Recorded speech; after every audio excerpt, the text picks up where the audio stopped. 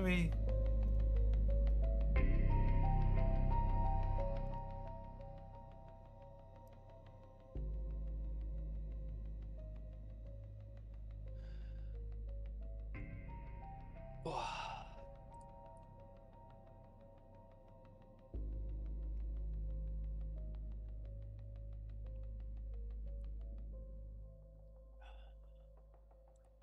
Let's fucking do this. What's going on, Wolfman Stream? How are we all? I'm messaging Dave's missus. Are you actually? Yeah. I'm not above it. I mean, that's fair. I'm not above it. Go on.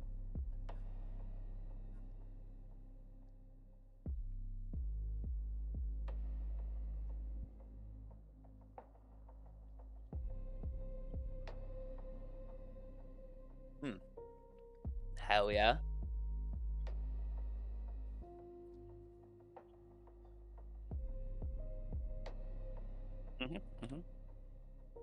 I mean, hell yeah, dude. I'm always up for playing games. You know me. I would be down. Yvonne and Dave immediately appears. Yeah.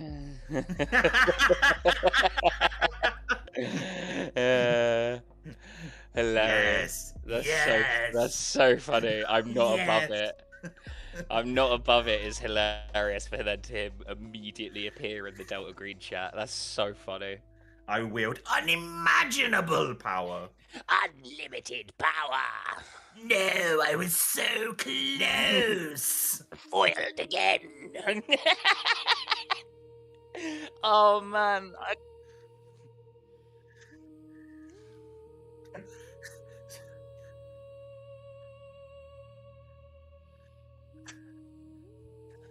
The door slowly creaks open. Mark messaged me. Fuck! That's kind of how it went, yeah. Lovely, Dave. Sorry about that. I forgot, and I thought I had an alarm set, and I did not have an alarm set. Jeez, who are you? Me? Yeah, Dave. Who are you, D?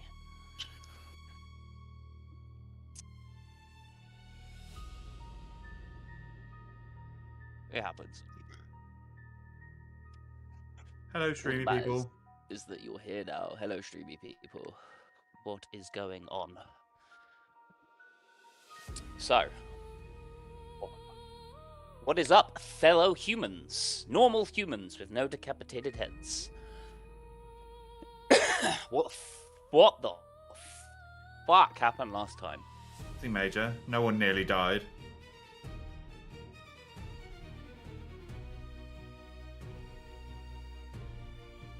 God. Fat man from Convergence turned up. We got the baby and the mummy sent away. The tear gas. We started with the tear gas grenade. I am muted. Oh, Sorry, yeah. I said hi to everyone. My apologies. Hope Dave's you're doing old well. ass grenade Welcome on didn't in. blow up. It's a shame, really. Oh, that's where we started. Right. Okay. Yeah, we got, and then we were leaving to go somewhere, and Clive tried to punch Jeb, and we ran down the doctor. Right. The doctor tried to come and steal the tape from you. You You ran him down. You sent Parker to Jacob's wife's house, Detective Jacob's wife's house. I can't remember, Christina, I think. Yes. To watch, and old Frank Carsanola from Groversville turned up, and you actually had an interaction with him this time. Yeah, you called in a scrubber team. You found footage on Jacob's patrol car. Oh, you already found that was before the doctor, wasn't it?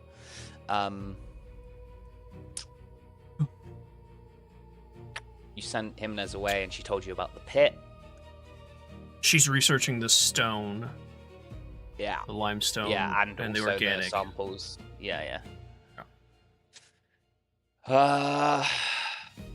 You kind of chilled out one day and looked into Benthic, because that was it. You found out about Benthic with the doctor, and so you spent the day looking into Benthic and found out they were just owned by company after company after company. until you got to the top level, which was a company called March Technologies Incorporated.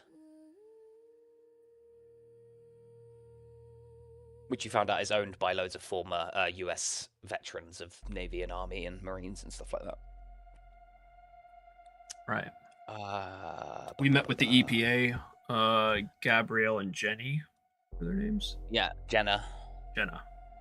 Couldn't really figure out what to do with them and gave them the money and sent them away. With the verbal equivalent of a pat on the ass and a buy yourself something nice. The module kind of assumes that you go there before you found out everything you find out. And so it was kind of like you went to a starting area with the end game knowledge. And so you're like, they have no information to provide you because everything they know, you already know and more. So it was kind of like, yeah, I mean, you can go see the EPA agents. I'm not going to stop you from doing that, but yeah, it is what it is. You agonized for a good half an hour, I think, over whether you should go to the lab or the pit first, and D took actual psychic damage. IRL. Yeah, D took IRL stud locked.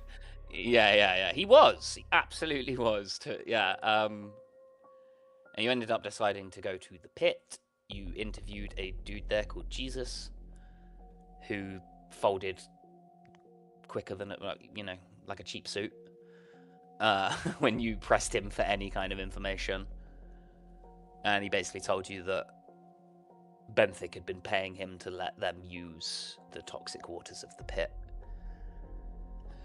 So you guys scuba suited up, went down there with some thermite, found a big lump of fungus, blew it up, and, well, burnt it, and then it kind of exploded in a big concussive wave that almost killed both of you, but you got away by 1 point on swim, I believe, Parker. Yep, pretty much. Lungus. Sometimes 1 point is all you need. Clearly.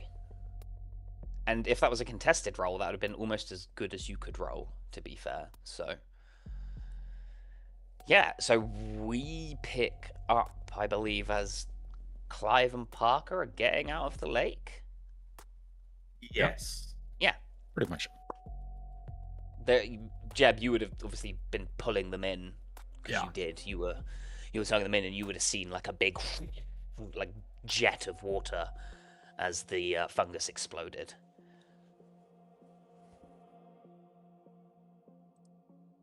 I just kind of help haul them out of the water.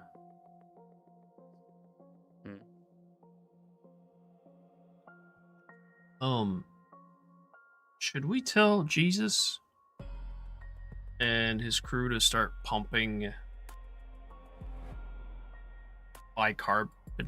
sodium bicarbonate, whatever it's called, into the water? I mean, we could. It's not going to hurt. All right, I'll go have a talk with them while you guys get out of the suits, and I'll go. Yeah, Clive is absolutely stone-faced and just professional. Like, nope, didn't almost die. How's Parker? Does he? I don't know if he realizes how close he came to death, but You could feel the shockwave of the explosion tickling your feet. I'm pretty sure I said it like pushed you up a bit. Okay. In that case, Parker is actually kind of, I won't say zoned out, fugued out, I think is probably the right way of putting it. He does have a psychological condition that any emotional situations, any extensively emotional situations, he basically shuts down and zones out, and he's going through the motions of taking his suit off, but he's not like glassy-eyed and unfocused. Yeah. You can see that Parker's just like glassy-eyed and is just on complete autopilot at the moment. I spark a fag. Pass him one. Give him a little knock on the shoulder. It just like hangs drooping out of his mouth. Yeah. He doesn't even toke on takes it. Takes it, puts it in, and just holds it. Yeah. I'll give him a little firm slap on the old cheeks. I'll choke him out. again. Choke him out again. Sleep, my sweet prince. So I've just had an image of Parker as a dreadnought from 40k, where they basically put him to sleep anytime he's not needed, and anytime he's needed for mission, they just take him back out again. I would have liked to have seen the skies of Baal once more. Is it time, my brother? Rest now, ancient one. Internal screaming. That was a really good tech priest voice there, D. Was. It was a very good tech priest voice. Imagine it with like a god. Rest now, ancient one. Anyway. Yeah. No, I'll just kind of like leave him there with a fag burning in his mouth and just zoning. I'll kind of like just guide him towards the car. Yeah. As I know he's prone to just zoning out. Yeah, you can put him in the back of the minivan. I'll clean him down as well, just as even if it's like whatever. Yeah. Just caution, I'll spray him down. I imagine you would have sprayed the suits down before getting out of them. So. Yeah. Yeah. I was assuming he was still in his suit, just like with No, his, he said like, he was helmet, doing, like, like- unhooked. Ah, okay. No, he was just like, he went through the motions of getting it off, but like he's just not really. Yeah, not really there. Yep. No, I'll just kind of like guide him into the car, sit him down. We'll wait for Jeb. I'll drive the car up to like the top of where the gate is, and then close it behind us, and then just wait for Jeb to come back from Jesus. Okay.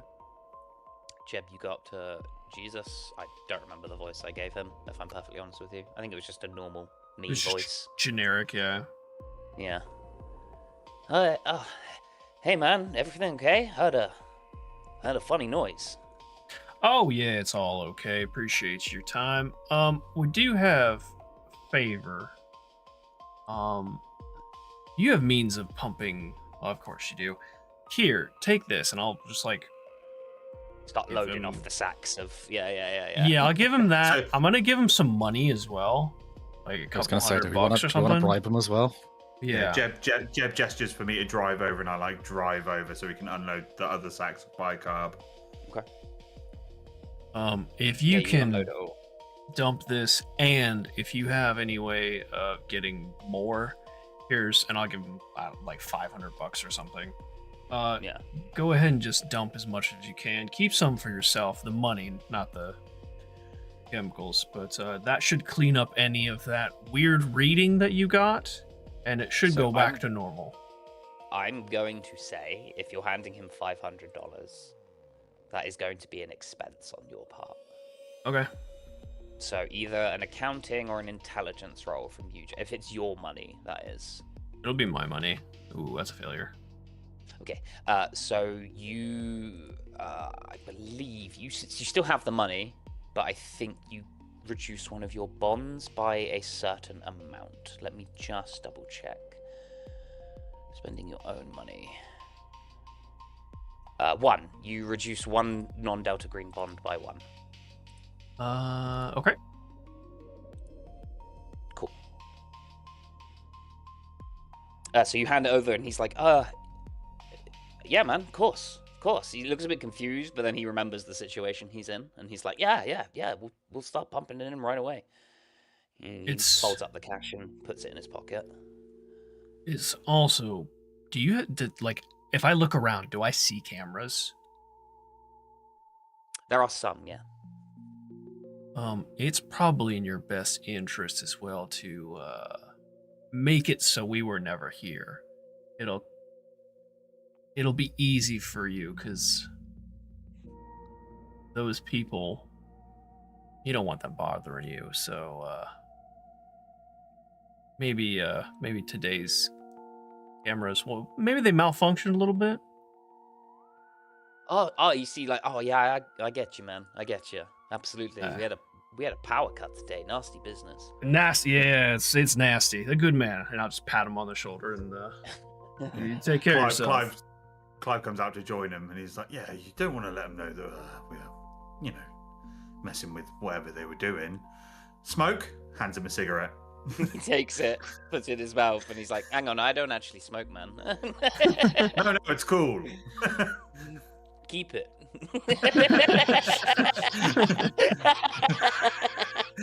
In case you decide to be cool one day. Hang on to it just in case. Yeah. Boy said you never know when you need a good smoke. And on that day, Jesus discovered nicotine. That's it. The glorious, filthy little death sticks. Okay, I believe that's everything you need from here. Yes. Yeah. Huge. So we're just gonna cut through. Where do you head to next? Do we have any loose ends other than the lab? Does anyone know? I don't. To my knowledge, I don't believe so. Not really. Brent's partner. He mentioned a singular partner, so whoever's Brent's partner is, and the lab, to my knowledge. You took care of Coroner's fine. the doctor and the wife. You took out McCaslin, Brent McCaslin. You got rid of the tape. You've blown up the stuff in the pit.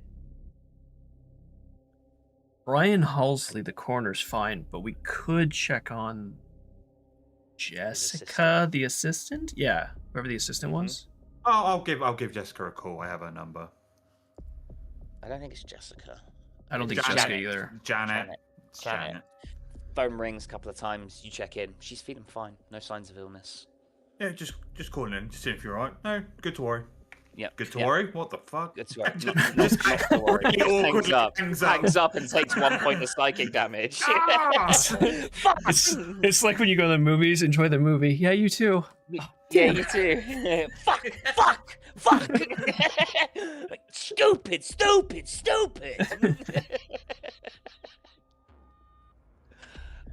Yeah, very good. I'll phone Sarah and just check about the stone, just to see if there's anything else she found. I mean, I'm assuming it's just gonna be like, hey, this came from the pit, but just in case. Okay. She was testing it. So she finds out that the sandstone is mixed in with fossilized flesh, probably mammalian. Carbon dating places the fossil between 3 and 5 million years old. It does not come from the pit. It is a very, very, very just like ancient kind of thing, and you gather that it is probably left in the green box from a different agent. Green boxes don't always contain stuff pertinent to the case you're sent on. Right. Okay. Sometimes they do. This is a specific time where the tape actually is, like, the tape you found is specific to the case you're on. But the sandstone, you gather, is something different that if you want to look into it more, you absolutely can. Okay. Just gonna make a note of it, but that's good. Yeah, no worries. You said it's just a couple million years old? 3 to 5. 3 to 5. 3 to 5. Mammalian fossilized flesh. And she confirms that it is a World War II era US Navy dog tag. Can't get any more information off the names. What does a mammalian mean? A mammal. Ah, a mammal. Okay. Gotcha.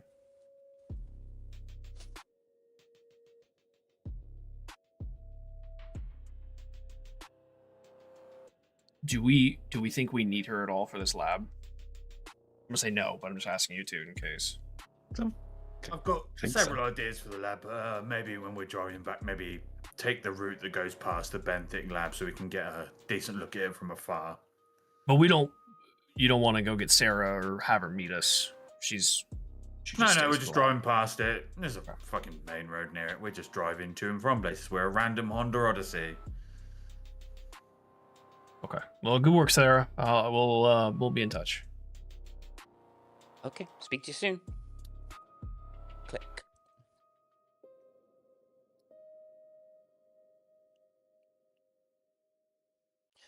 Where do you go? Go check out the lab. That takes us back. Yeah. drive somewhere that just drive past the lab, just so we can see it from the road, see what we're looking at, see what we're dealing with. So first of all, you'll need to drive out to York, which is 45-minute drive. Well, no, York isn't actually. York's quite close, but so yeah, you need to drive to York, and then looking it up, it's like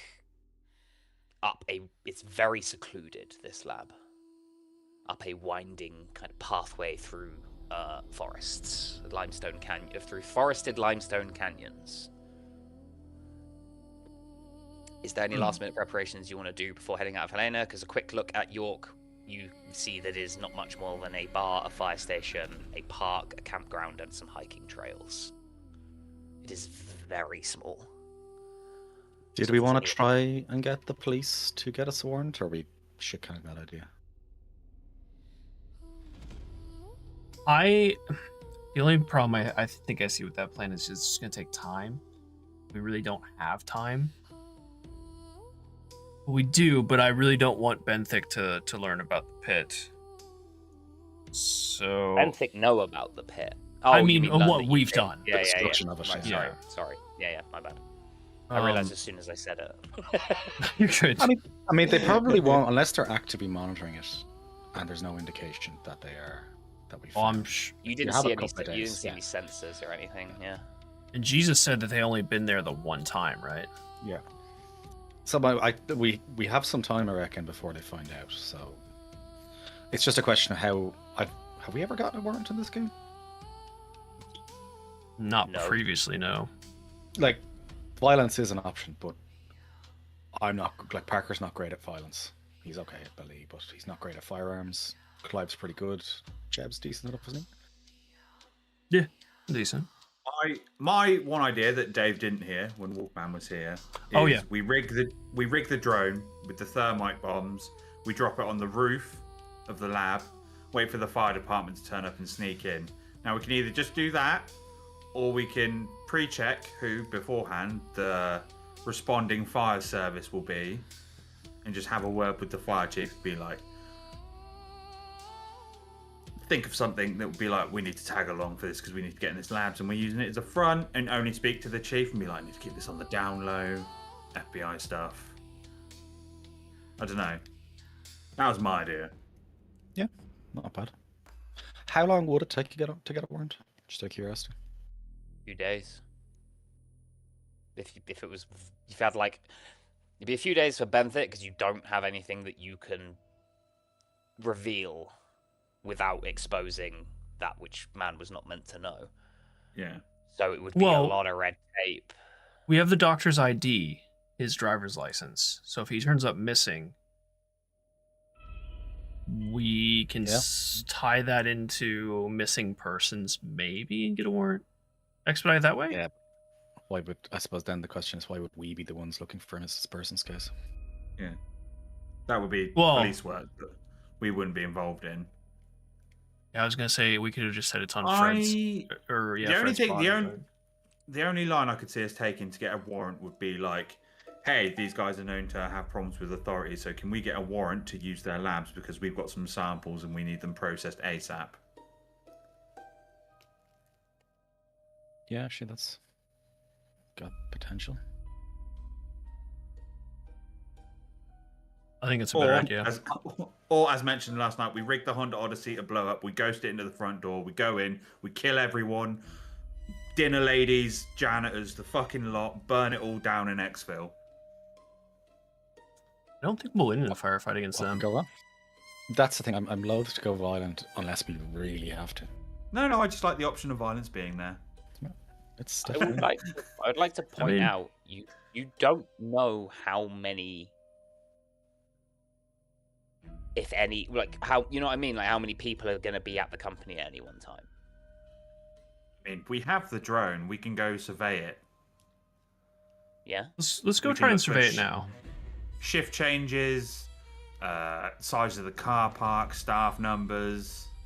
Because if we're dealing with like a small security detail and like 6 or 7 lab assistants, we can fucking To answer your question, Noodle, while we're in York, can I just pick up some basic camping supplies? Or hiking/camping supplies? Yeah, absolutely. Okay. So if we need to go hiking through the woods, we can have these on us and just be like, hey, we were just hikers, like, we're lost. So before we go to York, do we go back and get our stuff from the motel room?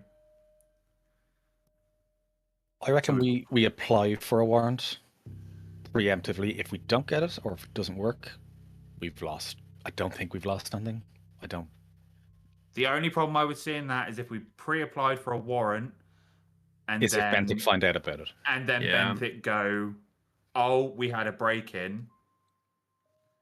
Who applied for it?" And then we're there, and then let's see. I don't know enough about the American law system. Like, would they ask realistically be able? Later. Fair. Would they realistically know how? Would they realistically be able to find out who applied for a warrant, or that a judge has to sign a warrant? If they have a judge on their payroll or someone in the office, then yes, they can know ahead of time.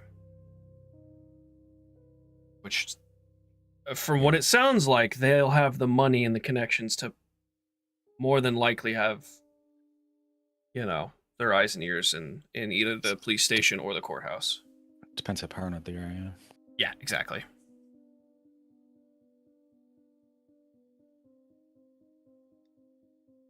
I agree with Clive. Let's scope it out and see what we're dealing with first. We can just play it off with some dudes in a forest camping. We're fine. Picking up a hiking map. Do any of the hiking trails kind of go not like which one goes closest and how close can we get to Benthic? Excuse me. From one of the hiking trails that it would kind of make sense that if we got lost, we got a little close. Let's say I mean there probably is one, that is maybe a couple of miles out, but then that would be that you were lost, so you could reasonably kind of state that you got turned around, whatever, like lost the trail, thought you walk straight into your lab. Well, I mean, the drone will have some kind of a range on it, so you'd be, and you could, if they're saying what you're doing, you go, well, we're trying to find a way out. We've got a drone to look for that. You know what I mean? Yeah.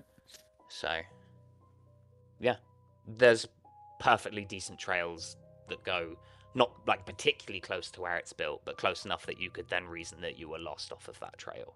Okay. I do that. I'll grab some gas station glizzies as well while I'm there, so we get some energy built up before hiking. Because sadly, there is no Waffle House. Not in York. No. Bastards. Where's Kristie's angry comment? She already said it.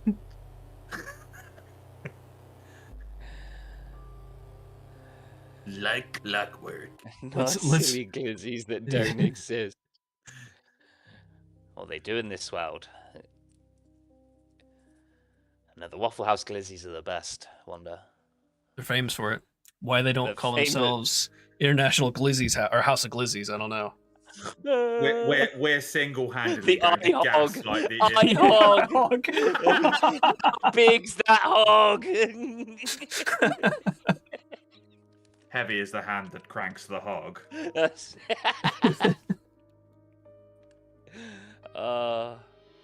Holy crap.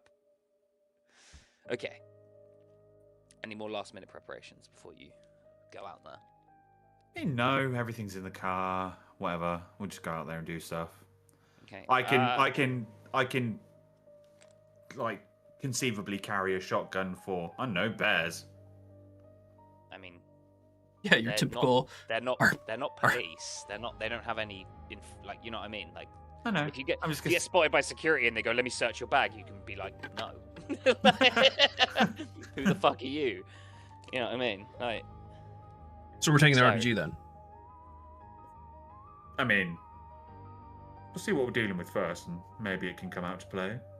Oh, you're taking it with you? No, not yet. It's in the car. That's what I'm saying. It's in the car. Yeah, it's with us. Yes. Yeah. It's with you. Okay, so you drive out from York a little bit, park up on the start of a hiking trail, sat nav on, etc., etc. And walk. It's a good couple of hours. The clocks haven't gone, so the sun will be kind of starting to set, like on the decline. When you get in position with your drone, you send it zipping up. Parker, I'm assuming it's you doing it, Parker. I don't have drone training, but yes. Before we do this, can we send the drone up at night? Does it have night vision? I don't know. I would say no. Not Okay. With the one that All right, he then. bought. He bought a basic open market drone, so. Okay. No, we'll do it in the daytime then. That's fine. You don't have to go right above the trees if you want to just kind of hover and take a look. But so you basically see that the entire facility is cordoned off with a 20-foot tall wall. There is a security booth manned by currently 2 security guards. Then there is a road that leads all the way up to the benthic company. From a distance, you can see that it is 2 floors. The entrance is like a big open atrium with 2 stairways leading up. And then there is a second floor that you kind of get a look at. In the car park, you can see 1, 2, 3, 4, 5, 6, 7, 8, 9, 10 cars total.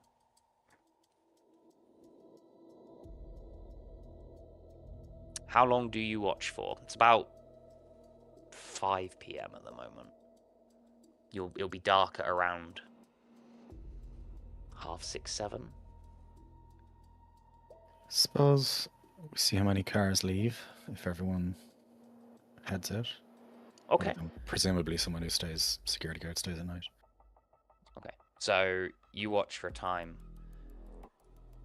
and about 20 minutes before sundown, 6:30-ish, you see there's a shift change. Some cars come rolling in, cars go rolling out.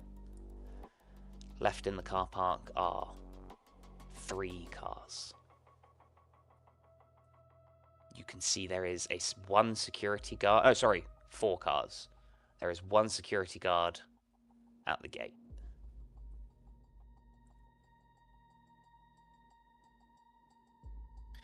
How big is this? Are the buildings? Can we see? It's 2 floors. It's pretty big. Pretty big. I'm just actually I could probably reveal a tile now that you've seen it. On the left-hand side of the evidence board, a lot of it is blacked out, but this is kind of like so. The left-hand side here is where the main entrance is. And you saw there is an emergency exit on this side. And these are the 2 stairways I said you saw leading upwards from the ground floor. The rest is all kind of closed off. You also wouldn't have seen into here, but there's nothing here that actually spoils anything. You would have just seen slightly through the windows. Cameras on the outside of the facility.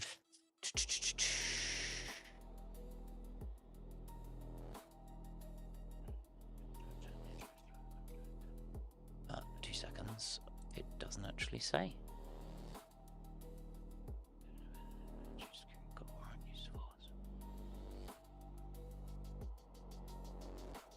Cameras? Anyone?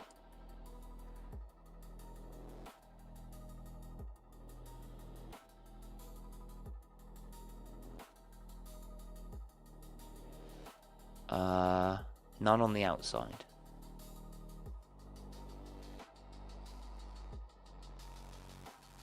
That you saw. Okie dokie.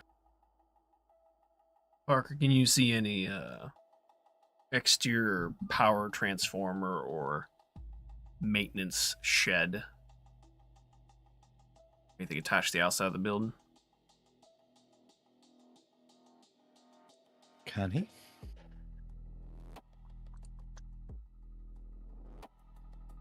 There is a big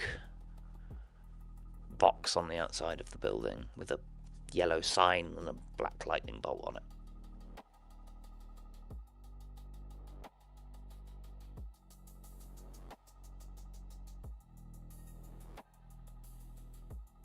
Potential sabotage. The sun starts to set, light begins to fade. You bring the drone back down. Yeah, this is the benthic lab. Yeah.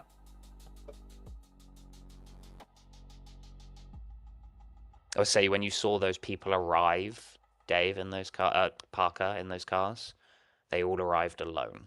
So you can reason there are 4 people here currently. And did they look like security guards? Oh, they all look like security, okay. Yeah, but you know one of them is on the gate. Okay. Oh, no, sorry. No. 3 of them were security. 1 of them was a woman. A woman? Yes. A woman.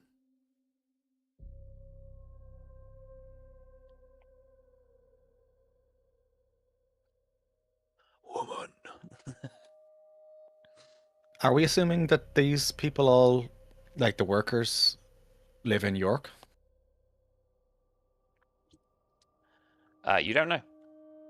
It's not that far of a drive to Craig, Wolf Creek, Canyon Creek, Maryville, Helena, Montana City. Like, all within commutable distance. Hey, Tony, what's up, dude? And York really wasn't that big.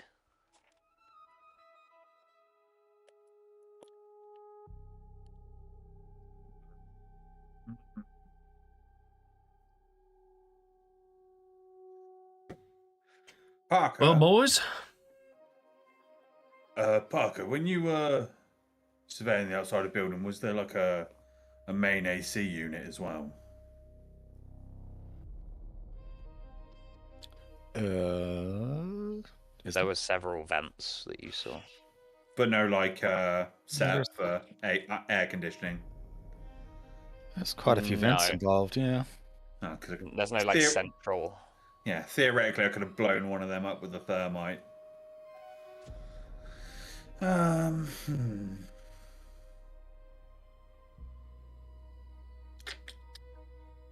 Skeleton crew at night. I just need to get in without seeing. 1 guard on the thingy house. Yep. No cameras on the external walls. Nope. They figure, I mean, what you gather, Clive, is that they figure that they either feel like they're safe where they currently are, or they don't want anything being filmed on site. I don't know, but I feel like Jeb might know. Private research company, but yes, go. For like security systems for a building like this, would Jeb know if we destroy or turn off the main power, would the doors lock? Ooh. Or would everything be like disengaged for safety reasons? I don't know if they're really big into safety, but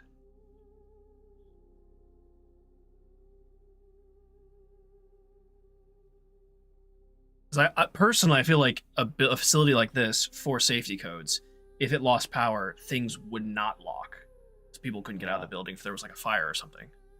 Yeah, I agree. I think having doors lock when shit goes wrong is always the wrong move, to be perfectly honest. Unless you're on a ship, like it's the only time I could see having all the doors close be a good thing. Would be a ship. If it starts sinking, it's for umbrella. But I don't. Isn't it? Yeah, exactly. I don't know if like this is. I mean, they're a private research company. They're not fucking Raccoon City levels of evil. All right. You know what I mean? Like... Lockdown. Everyone's stuck inside. Yeah. Everyone's gonna die horribly. Help.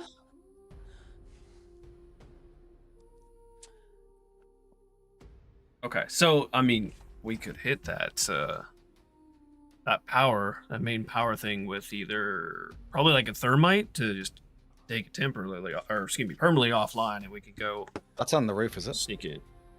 No, on the side of the building. Yeah, you've already seen it. The one with the black lightning bolt on it. Yeah. Yeah, I just wasn't sure where it was. That's all. It was on the side at the like the top right of the map. We could get easy enough access to it if we hop the walls.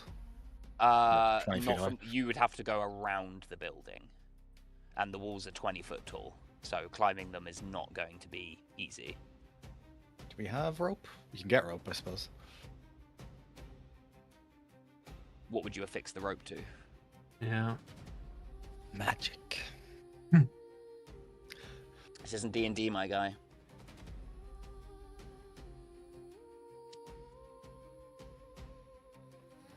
Would Parker be able to craft something?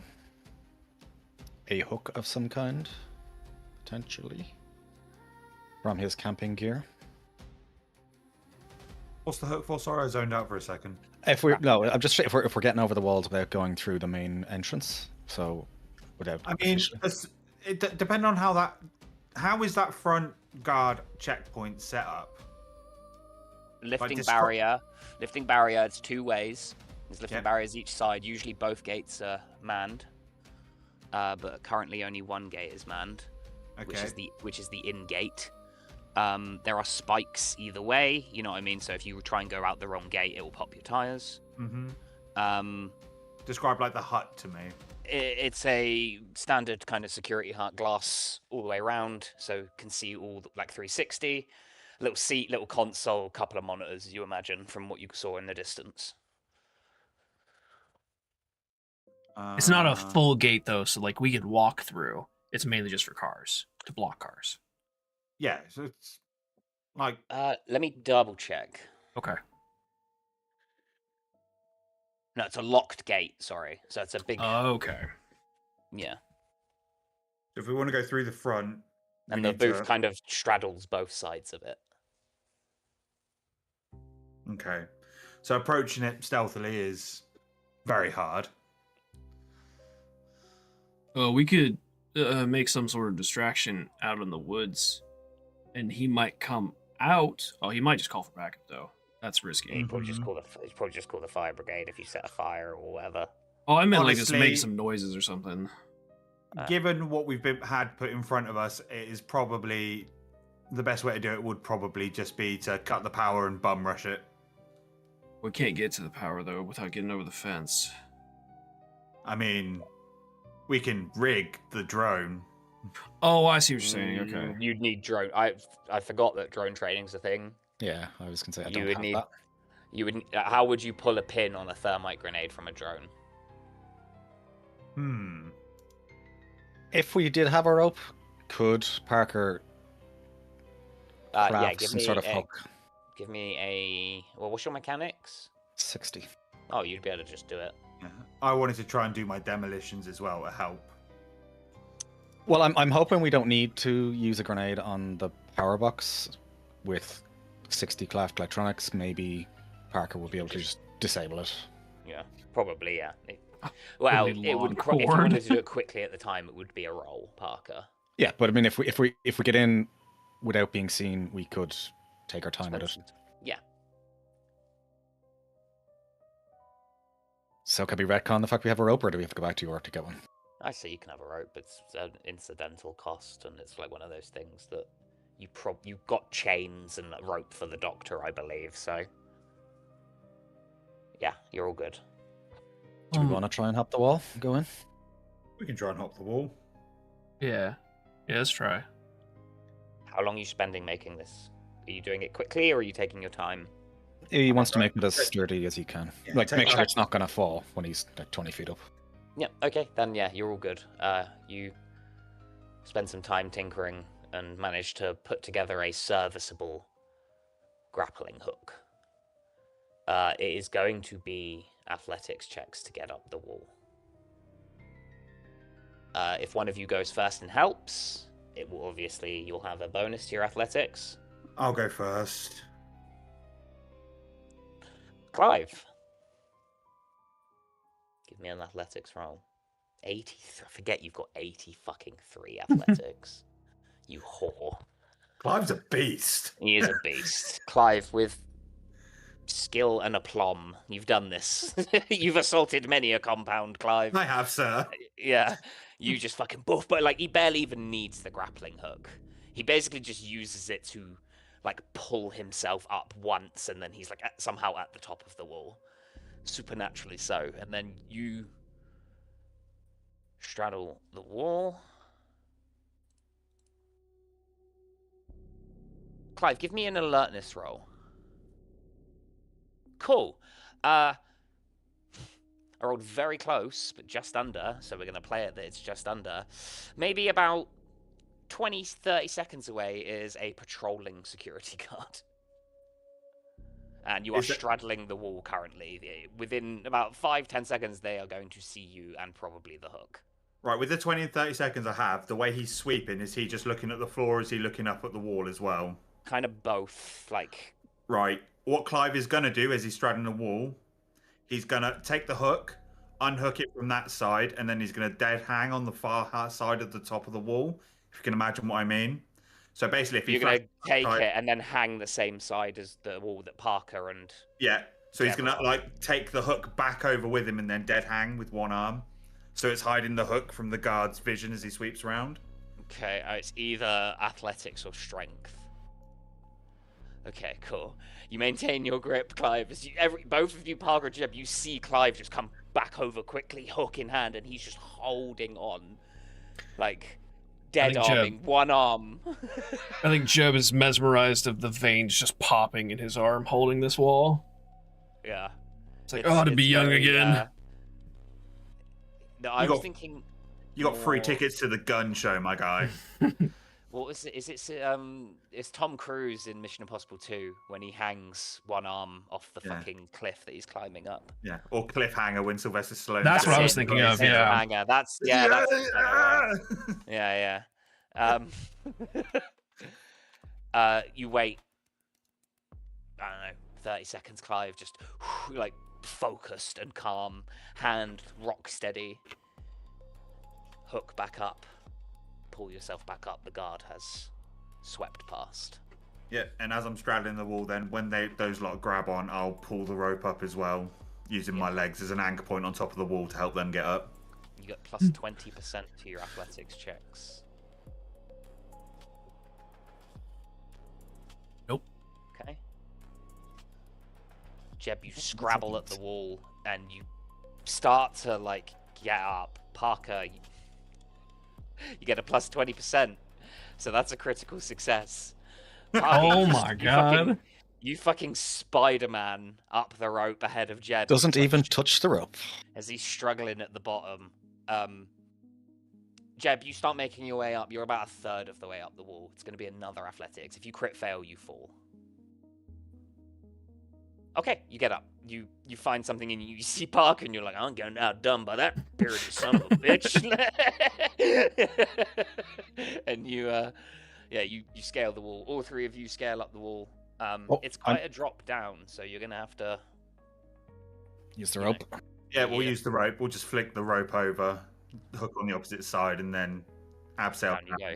And then when we hit the floor, Clive just kind of like, you know, when you get a rope on one side and you whip it and just sends the wave through and it just unhooks it, and just catches it like it's done it 1,000 times before. Yeah, it just fucking thinks off the wall and you catch it. I meant to ask him, when we were looking at the building, was there like sometimes there's ladders on the side of buildings to get roof access? No, there was a door on the roof, so you gather there's probably stairs up to the roof from the inside. Yeah. Okay. So we're kind of like, right, we've got one in the guardhouse and we've got one circling from outside. Do we deal with them or do we go inside? I think we just go inside. All right, then. So we'll go towards the stairs for the roof? So currently, I'd say you would like swept around a little bit. So you're currently like down here. Well, so let me bring... My idea was that we'd basically get over as close to the electric box as we could. Okay. If you want to have done that, you can be kind of over here would have been the best spot. So we need to hit the emergency access to get to the roof, yeah? Yeah, and there's the electric boxes kind of like here. So is that on the... Oh, sorry. So hang on. So I'm just going to say... Just going to bring them up real quick. The guard currently is like over here, if you see. Yeah. And then the one in the booth is kind of like... all the way over here to the left of the building. all the way over here. This one is patrolling this way, as it were. So, what I'm going to do is make a patrol clock for you. Thanks, Noodle. Can I let's go the other way? I can't. Actually, yes, I can, yeah. Okay, cool. So, currently, it's at 12, and then each time it moves, that's where the token is on the thing, because I can't be bothered to keep moving the token. Gotcha. As we look around, is there anywhere we could conceivably hide if he goes past? Like, in preparation for him going past, potentially? No. Bins. There's gotta be bins. Nope. Not close to the building, not where you currently are, or the power supply, or the stairs you want to go up currently. There are some round the front near the car park, like outside the main entrance of the building. Bins, if you want to go round that way. But from this side, it's mostly just open grass and the wall. Okay, well, if it's in the clear, Parker will examine the electrical box to... Okay, so yeah, I mean... like I say, it's here, so move your token to... While he's doing that, I'm going to go towards the door. Okay, there is no door. There's a couple of windows. The door is on the left-hand side of the building. Oh, sorry. I thought this was a... Yeah, it's emergency exits here. Oh, emergency exit. Yeah. Of course, yes, there will be a... Yeah. Of course, sorry, my bad. Yeah. Is there a handle on this side? Because I know some emergency doors don't have handles on the outside. No.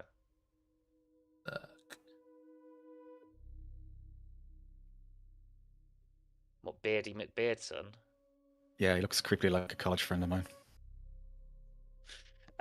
So you see it's like, you know, one of those doors that has the bar on the inside, Jeb? Yeah.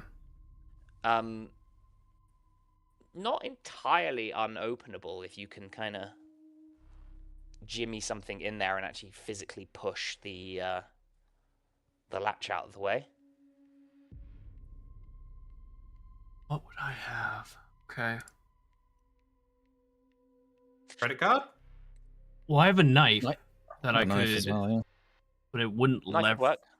Okay. That's how you could kind of get it in there and like use the point to push up and like, 'cause you know it's like curved, obviously. As long as you can get a bit of purchase on it, as soon as you start to click those doors, they're not particularly tight because they need to be opened easily. Right.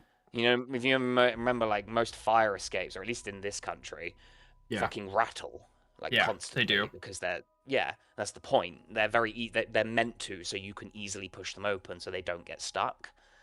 So it's not hard. Like once you start pushing the curved bit and the latch starts to move, it just starts to pull open. Can I see written on the door or the wall that like, if you open this door, an alarm will go off? Because they usually have like something like that written on them. They do in public buildings and stuff like that. This is privately owned. They don't need that shit. Like, okay. Yeah. As in they don't need the sign or they don't need the system? They don't need the system. Why would they? Who gives a shit if the fire escape's opened? Like, who's going to be here? We have security. True. Okay. It's that kind of mindset of, you know. I mean, I'll take it. I'm surprised, but I'll take it. Yeah. I mean, I can. Up to you guys if you want to turn the power off, or we just pop in here and not worry about the power for now. The power going out will alert any guards inside, though. That's true. The part and we've got this far without alerting anyone, so let's just go inside. Okay. Yep. Since I can see that patrol ticker coming down. Yeah. No, we'll go in now. Sneaky little fuck. You pile in. You're on the ground floor currently, which isn't where this map is. This map is the first floor, second floor for the Americans. Yeah. Internal CCTV? Not on the emergency exit. There are some cameras in the main atrium. Okay. This being the atrium? No, that's the floor up. You can't. There is no map for the atrium. It's just a big open space. Oh, okay. with like a reception desk. There's a couple of cameras on some pillars that like go floor to ceiling. And you can see like the second floor, and it just like drops down halfway through. So like a certain point of the atrium is floor to ceiling, the atrium all the way to the roof, and then there's like a bit of wall that just comes down from the middle of the ceiling, which is the second floor, first floor, whatever. The one above the ground floor. You can just say first floor. I got it. No, I know. The first floor. It's fine. There's two floors. There's nothing on the ground floor. This map is the first floor. It's the only floor that matters. Have you saying that? Yeah, that's it. It's the only floor that matters. Yeah, so we're on the only floor that matters. Okay, so you go up. You peek your head out. Yes, sir. There is a security guard. Just doing a patrol. And forth. Back. Yeah. And you can see on them, now that you've got a better look and it's kind of lit up in here, they have Breckenridge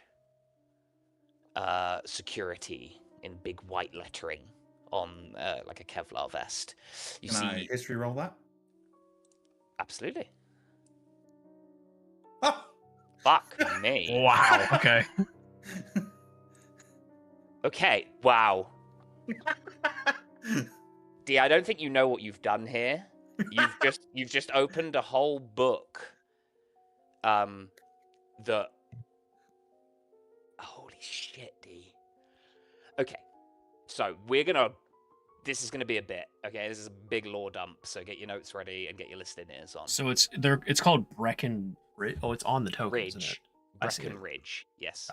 So, in Helena, Montana, the sheriff's office's address is 221 Breckenridge Street, in a building it shares with the Helena Police Department.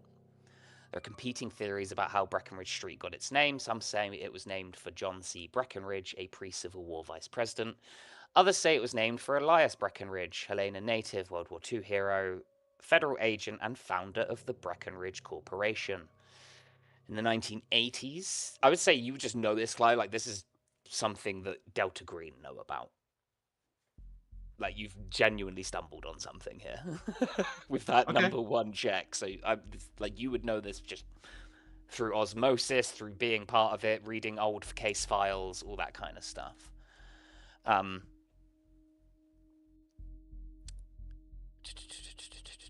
Elias Breckenridge established a Helena Civic Fund to subsidize medical and funeral costs of sheriff deputies and city police officers. Elias's son, Jonas Breckenridge, runs the Breckenridge Corporation from San Antonio, Texas.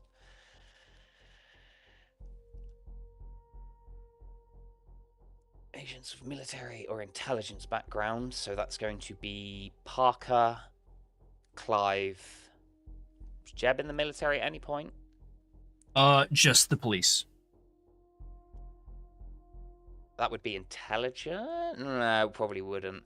Okay, Clive and Parker, give me intelligence ×5 rolls, please. You have a plus 20% because you got your critical success, Clive. So that's a success for both of you.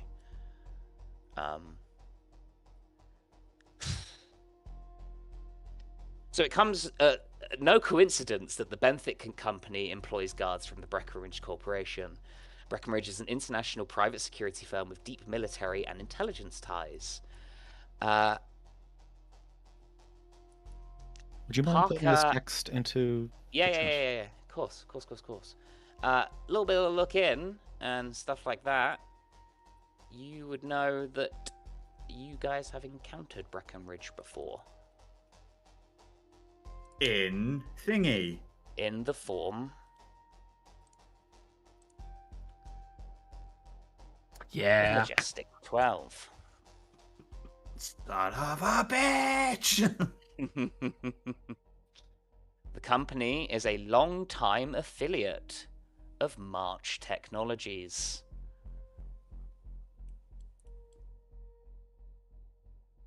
The company that owns Benthic.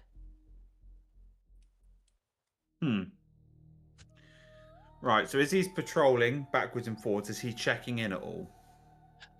He's kind of opening doors, going through. How long are you watching for? How long are you listening for, I suppose? Watching, he'd see you quite quickly. Yeah, I'd listen for, I don't know, like, what's reasonable? 5 minutes? Just see if he's got a pattern. Is he checking in, or is he just sweeping doors? He's going kind of back and forth. Does disappear a couple of times into a door down here, like here-ish, upwards. And then you don't see where he goes.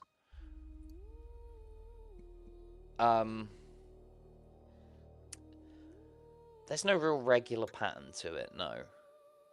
Calls in one time, kind of in the middle. Then you wait like another 5 minutes and he doesn't call in. And then another 5 minutes he calls in again. So it's not like a constant, you know, like every 3 minutes, 32 seconds you need to check in. No, so there's a 10-minute window of check-ins. 5 to 10? Okay, so if we grab him, we have to be quick. Yeah, it starts a timer, alright. Unless we can pass off his voice for check-in. Which I don't know if my deep southern accent can pull it off. What, mate? Yeah, everything's fine.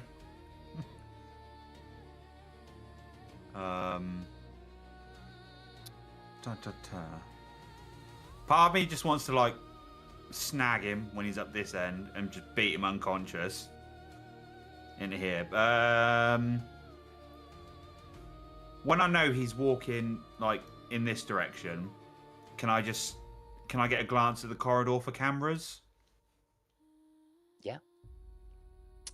You have a quick look, peeking your head out. There is one opposite to you. Where is it facing? Is it facing down the hall? Down the hall. Huh. So we're going to have to go when he goes in here. This far wall, is it walled off, or is it... Doors all the way down. Doors and walls, no windows? Doors and walls, no windows. Same as the top. Okay, so when he goes down here and then goes in there, he obviously comes this way. Yeah, he obviously comes this way. No, he always comes out the same door he went in. Oh, so he'll sweep up, then sweep back, then come out there, then come up here, and then go down. So basically, when he goes down, we've got to go in here, and then do whatever we need to in this section before we do that, but we've got to deal with the camera. Can I see a power cable plugged in? I mean, if there's a power, yeah. That's what I was thinking. I'm just gonna pull some stuff down so you can see where the doors are on the map. I hope that helps a little bit, so you kind of get the idea of how many doors there are. Gotcha. Is it like an office kind of complex, or is it this, like lab this secure door type things? This section looks like an office. That's not very sampley. So I presume we wouldn't be able to get to, say, here without being seen by the camera, but could we get down here? I don't even know what... I would say, yeah. If you want to. You can wait until he goes in one of the rooms down here, and then just quickly skip across. Yeah. You can kind of like round the door and stay underneath, as it were. You know what I mean? Like yeah, that's kind of what I was thinking. Yeah. If the camera's got a power cable, I'm going to hug the wall and nick it with my knife. Can do that. Actually, no, that's probably ill-advisable. Yeah, just can we unplug it so it looks like maybe naturally it came undone, maybe? If you want, it's... I don't know. I feel like for now. Fourth bloke's going to be in quite the tall security room. ceilings in here, so getting up there will be a bit of a challenge. It's not... Oh, it's up high. Gotcha, okay. Yeah. I shoot it then. I'm kidding. Bam! Took care of it, guys. Jeb, what the... We're going loud! Scorched Get me earth. the rocket launcher. Our cover's blown. Immediately slings it over his shoulder and just fires it wildly. Go! Like, how far does he come down? Does he get this far, do we think? Yeah, you do see he hops kind of down and in to this room here. Okay, so when he goes in there, we just fucking bum rush into that room and beat the shit out of him. I mean, you can. It's just we're kind of stuck in a corner here, and we don't know where anything is. I feel like we don't have adequate time to sweep if he's actively patrolling, but then it also gives us a time limit on the window. Yeah. So now what I'm wondering is it worth? If this is an office building and this is all offices, there's going to be no fucking samples in here, and there's going to be like some secret underground bollocks where all the samples are. So we're either going to have to beat the shit out of him and get a card off of him. Actually, we've got a fucking card. Can I tell if any of these doors are lifts by my quick glance? You can't tell from this far down. Okay. Well, if we're on a clock as regards to this guy, surely maybe we just make the power cut look natural, and at least then, well, yeah, we're on a clock then too. But we're on a clock anyway if we want to get out of here, and we can then possibly the camera goes out if the power's off. All right then. From where we are, hugging the top, can we wait until your man does this part of the route again? How would you know? Are you going to go downstairs and watch? I mean, I'm assuming the top part's windowed as well, or has some form of windows. Let's roll a luck check for the fire escape to have windows. It does not.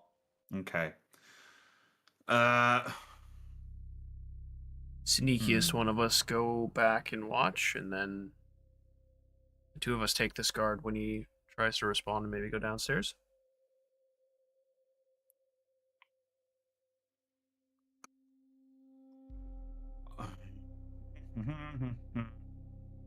Having a think. I mean, I could open the power junction box and pour one of those vials of acid in it. I mean, like, Parker should be able to make it look not like sabotage, but still take the power down, right? Yeah, no, I was just thinking I'm the stealthiest. To be able to peep when your man's finished circling. Or I could send you afterwards, I guess. Yeah. Can Clive like half descend the stairs and get some form of cover from the stairs just to peep when and just watch for when your man comes round? 55. Yeah, you can just do it. Yeah. You have they have a search of less. Okay. Fewer. So when your man goes round. Yeah, when your man goes round, so he's. I'll dispatch Parker. He is round, kind of to the left now. So Parker, you can run out. Yeah, and then probably. So this is going to be an electrical roll off of you, Parker, to make it look, because you're doing this quickly now. Yeah. Like, you know, you're on a time limit. So pull your token around to there. Give me craft electronics. Holy, you jammy bastard. Everything's good. Everything's good. You fucking. Everything's under control. As you go in, your hands like muscle memory, Parker. It all just, you know, you probably haven't done it lots recently, I imagine. But it's very quick for you to just be like, oh, I can just flip this here or put something in here and it will short it out. Which you lights go off, security guard immediately stops, powers out. Parker, you hear footsteps tracking back towards your position. He will get moving. Okay. So yeah, you hear the security guard run round to the power and take a look. You rejoin your friends up top. Cool. You can see the security guard's kind of flashlight come on, looking around. Do they? Does he radio anyone, or does anyone try to radio him? So he radioed the one outside. The other guy said he's on it. Kind of waits for a bit.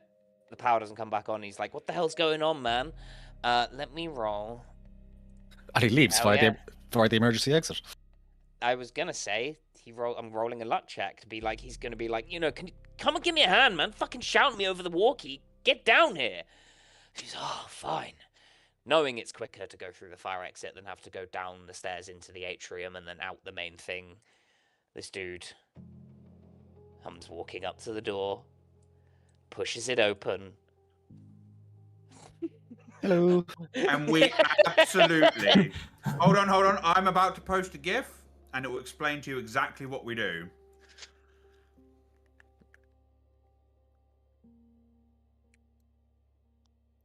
Yeah.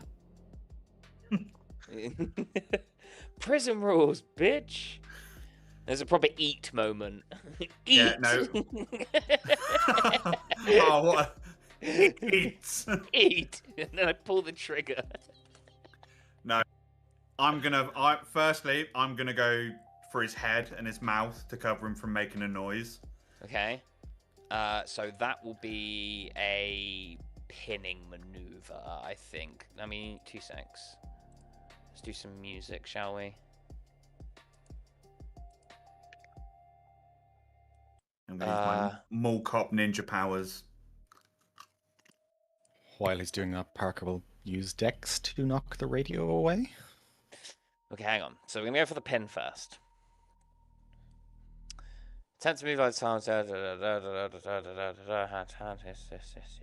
Using unarmed combat.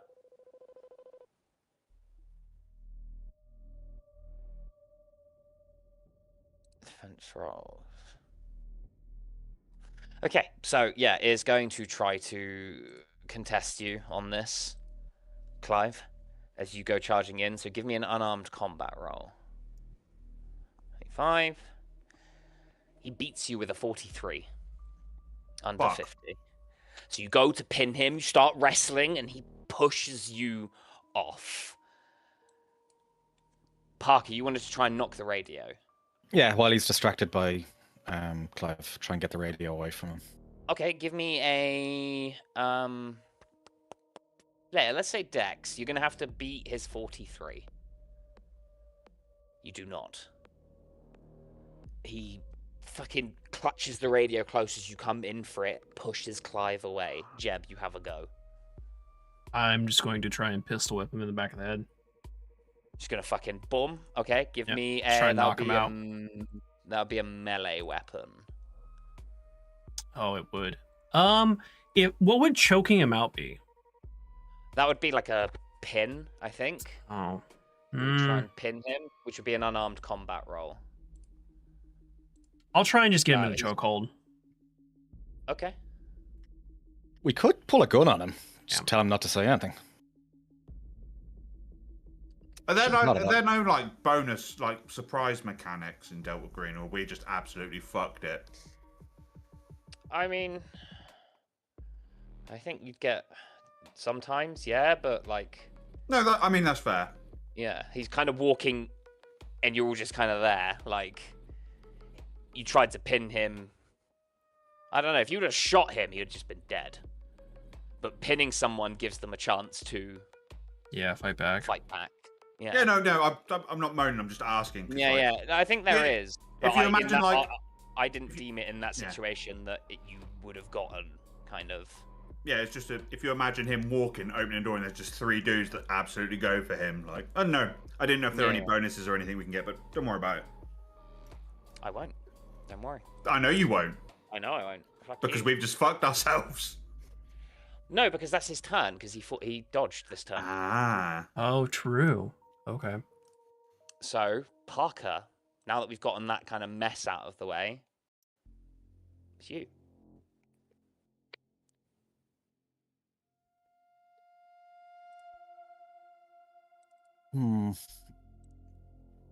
Parker's going to hedge his bets and will pull a gun, but not fire. And he'll just say, drop it. Drop the radio. Give me... Or die. Take a pick. Give me Persuade with +20.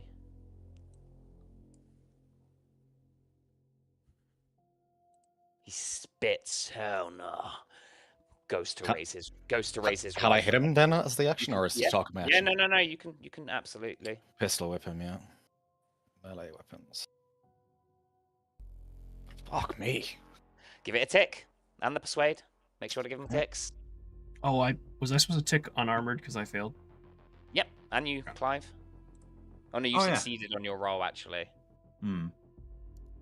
But you did fail an unarmed combat roll, Jeb, didn't you? Yeah. Okay, yeah. Cool.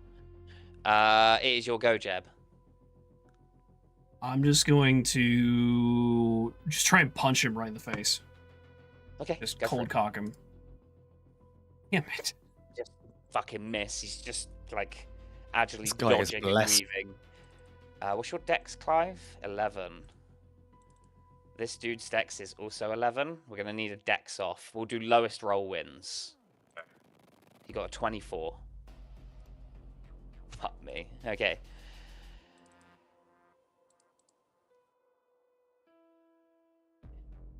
He's going to go first. He's going to pull up his AR-15 carbine.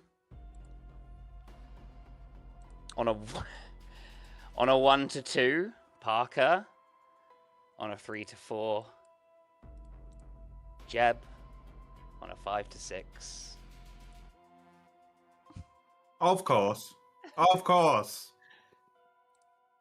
He misses. Cool. He swings the gun round to you, goes to pull the trigger, you knock it aside, boom, boom, boom, boom, boom, boom. Gunshots barking off in the loud space, ringing against your ears, echoing back. Everyone's hee as the gunshots go off. It's fucking chaos now. Parker, you're up. It's fucking loud. What about my turn? Clive, sorry, you're up. Cool. He misses. I swing Gertrude up to his face. God. Oh no. So that would, if you were aiming for a headshot, that would have been minus 20%. Doesn't matter. Yeah, no, I was calling it. That's his head. That's a crit. Double damage. Cool. So 1 second. It's 2d6. 8. 2d8. 2d8. So 4d8. Oh. Tell me how you kill him. He goes to fire his AR, and as he's like bringing his barrel up, Clive like knocks it to the side with Gertrude, and as he's holding it with the butt facing the floor, and as he brings it round, he positions the barrel under his chin. He just pulls the trigger, and he just sprays his head all up the side of the wall and against the ceiling. Boom! Again, another loud rocking noise in this space, deafening you all. This dude fucking crumples to the floor in a bloody heap. There is a shout from outside. And what do? You hear the shout from outside. What do you do? I'm going to set up an ambush for if someone comes up the stairs. Okay, door swings open from the outside. So do I have enough turns to ready a shot? I'll because that's his turn to move, basically. So I'm over, like, if you imagine how the stairs come back round on themselves, I'm over the top of the stairs. I'm going to take an aim action to like aim at the stairs, and as soon as he walks into it, I'm just going to unload on him. As soon as he steps foot on the stairs, I'm going to shoot him. Okay, so you're not going to get a chance to do it this round, as it were. So basically, he takes his turn to move to the door and just get in underneath the stairs. You can't see him currently. Okay. That's where he finished his turn. No, that's fine. So I'm set up to shoot. You then take your turn to aim, which means if he can move 3 meters next turn, he can shoot at you first. Instead, then, can I ready an action to shoot when he gets onto the stairs instead of aim, then? Yes, you can. Cool, I'll do that, then. Okay, cool. Jeb, Parker, what are you two doing? Do you want to go first, Parker? I'm trying to decide.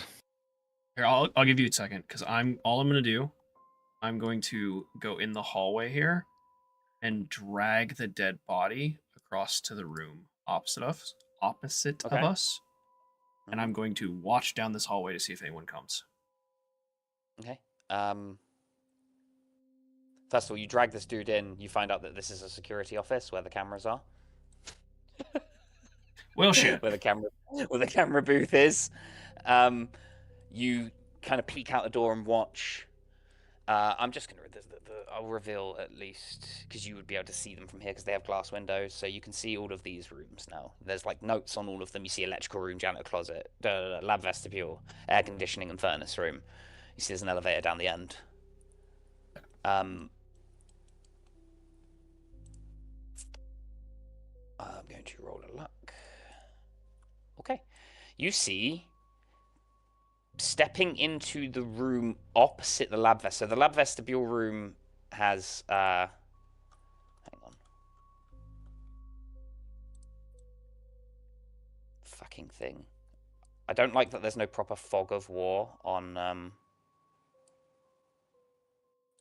So you see stepping into the lab foyer, there's like a perspex glass window between the lab vestibule and the lab foyer is a doctor, face mask, glasses, like safety goggles, kind of just peering through. Okay. I'm gonna try and stay out of sight of her or him. Okay. Ha. Her.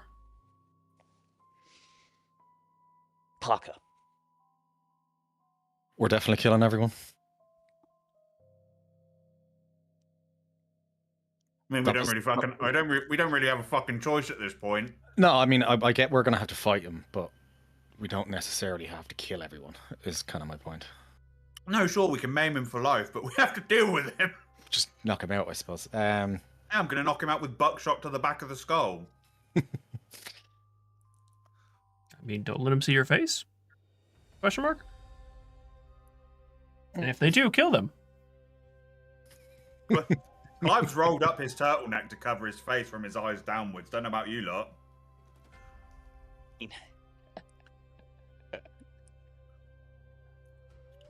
How close is the guy going to get to us before Parker or before Clive fires? As soon as he steps foot on the stairs, I'm got an action to shoot him. Mm-hmm. So how close is that? Pepper spray range, or are we talking? No. All right. Be a full move action to get down to it. Parker will aim his pistol and same readiness. So you're readying an action. It's not an aim. You don't get the plus 20%. Yeah. You're just kind of readying to shoot. Yeah. He's not overly happy about this, but he's going to do it anyway. Okay. So the dude. This is no chump. This person. I know you fucking did the last one in, but you got a good shot to the head. You can see as you as your gun's down ready, the door opens.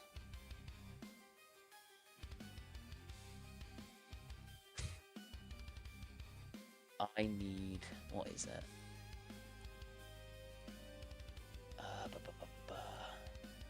What am I looking for? There it is.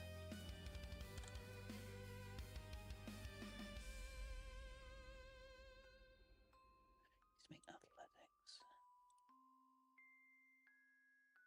Oh, maybe.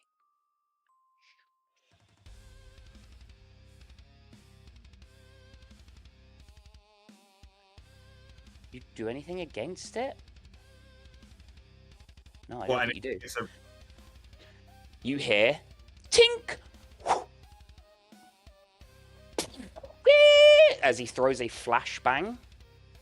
I need both of you to give me constitution rolls, please.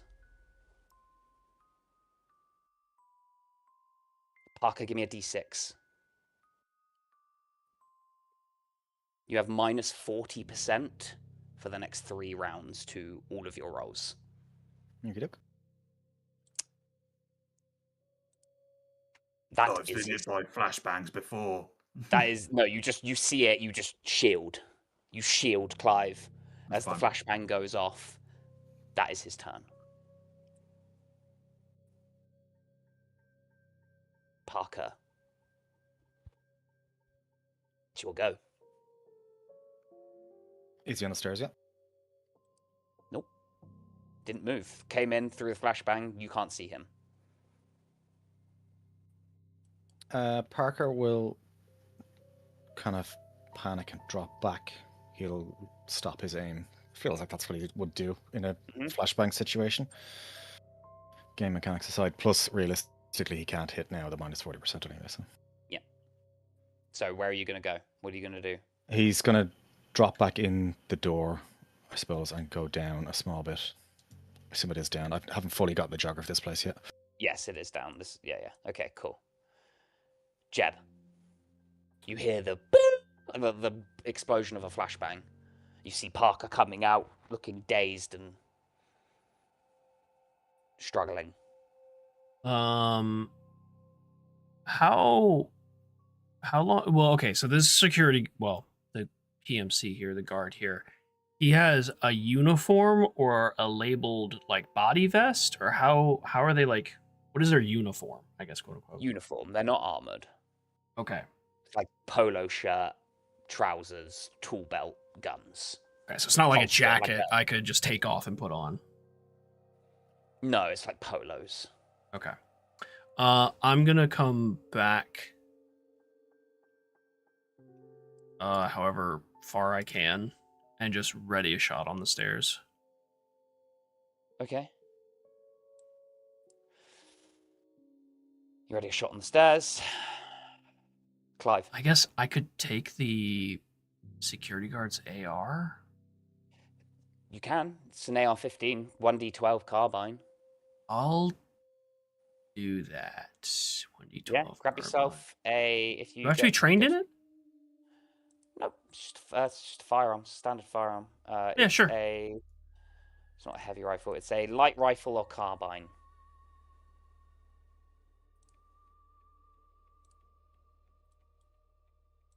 This isn't firearms.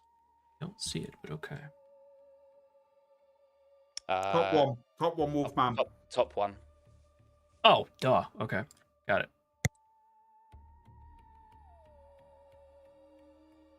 And then yeah, I'll just ready shot. Okay.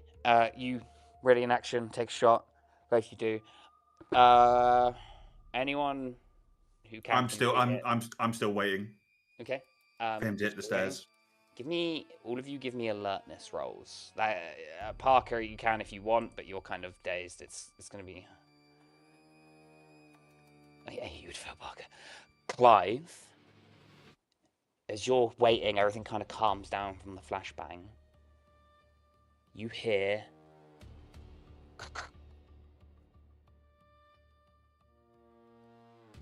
the quick static of a walkie-talkie being pressed to send an audio static to someone else. Mm-hmm. It is Morse code. And what does it say? Because I would know Morse code. Fire exit. Fire exit. Intruder, fire exit. As this is happening. That's a long list. It's just like over and over again kind of thing. Like, you, whatever, either one, intruder or fire. You know what I mean? Like, either way. As this happens, bursting out of the door to the other end of the hallway is the security booth security guard, who levels his rifle. Parker, are you stood in the hallway currently? I hadn't planned him to go into the hallway. No, it was more kind of like down the stairs a little bit. But if that doesn't make sense, then the hallway will do. Yeah. You were down the stairs, so like the stairs go. Hang on. Like my understanding of it is that the emergency exit's on the first floor, and the stairs go down. So let me just move you guys out of the way real quick. So there's an entrance. That's too big. Where's the ruler? There's an entrance here, going left to right, on the ground floor. On the ground floor. On the ground floor. There's stairways going up, left, up. If you get what I mean. Like they circle back on each other. Yeah, I got you. Yeah. Clive was stood where your mouse just was, there. So, here. The security guard was stood underneath him, and as far as I was concerned, you were stood next to Clive at the top of the stairs. Because if you were stood here, he'd be able to see you from down there. As in the live security guard, the one that we haven't killed. Yes. When I was moving in, and I saw you like visibly like flashbang, in my mind I was kind of gesturing you, Parker, back into the security room to get out of the hallway. But I mean, that was up to you. That's just kind of what I mean, I hallway makes sense because that's what he was doing when he's dazed. So, I mean, it'd be meta to say security booth, but yeah, hallway. That's where I came from. Yeah. Okay. Well, you're lucky he's used his move action to get to there this turn, Parker.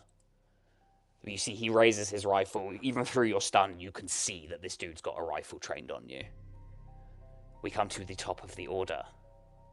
Parker, it is your turn. Parker will drop Bear in down mind, Jed and Clive don't know this dude's here. Yeah, Parker will run to here and shout back to the guys to warn them there's another guard here. Okay. And he can't do anything else, really, so... Yep. That's his action. Jeb. I will peek down the hallway and fire at the guy at the end of the hallway with the AR. Give me a firearms roll. Yeah? You son of a bitch. Give me some damage. So carbine. Oh, with 3 armor piercing too. Oh, they don't have vests. You're right. That's a major wound as well. That is a major wound and him unconscious as he hits 1 HP from that shot and drops unconscious. So, as a mechanic, is he bleeding out or is he just flat unconscious, like stable? He's bleeding out. He's bleeding out. Okay. If he doesn't receive medical attention within the next hour, he'll probably die. Got it. And it looks like you fucking really fucked him up. It's a major wound of some sort. Of course you rolled a 12, you son of a bitch. Of course. Of course. Clive. Tell you what I really want to do. I'm not going to, but I really just want to fire the RPG at the location of the fucking Morse code. Okay. I'm not going to. What are you doing for your turn then? I will... I feel like I still need to cover these stairs. But he's not coming up them. He's not that fucking stupid. These aren't driveling monsters. These are fucking... It's just unlucky that Jeb got such a clean shot on that dude. Oh, you dragged that other guy away. I can't throw a flashback down in, like, retort. Fucking... Incendiary grenade him. I don't have one. Do we not? No. You should have 2 left. Yeah, we should have 2. The thermite grenades I'm not suggesting we actually do, but it would be the fun. thermite grenades are for other stuff.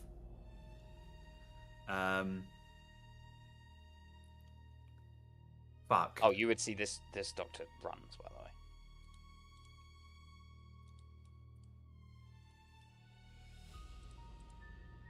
What are you doing, Clive? It's your turn, TikTok. I'm just going to hold the top of the stairs. Okay, move around. then you're both going to get shots off on each other.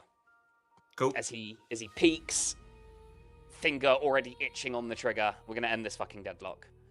He hits you with a 48. You hit him with a 70. Clive, you take 5 points of damage. Can be reduced by any armor. He takes 10 points. What's the close range on that? On your shotgun? I'm assuming it's fine. I just want to double check. The close range... Damage beyond base range. Oh, 75 meters. You're good. Yeah, you're fine. You're fine. Wait, are you using slug? Oh, no, shot. They're both D8. I fired shot then. Slugs 2D8, shots 2D8. Okay, cool. So yeah, I take 1 and it ruins my vest. Are you wearing the vest? Yeah, I've got a thingy vest, don't I? No, you have a standard Kevlar in your inventory. Yeah, standard Kevlar, so I take 2. I thought Parker took the bigger Oh one. yeah, Parker's got a heavy one, so I take 2. Okay, yeah, and your Kevlar is destroyed. Yeah, that's fine. You 10 points of damage. He's like, he's fucking hurting, man. You've taken a huge chunk. He's missing like 3 fingers on one of his hands, where the slug literally's just taken some of his fucking fingers off. Parker, it's your turn.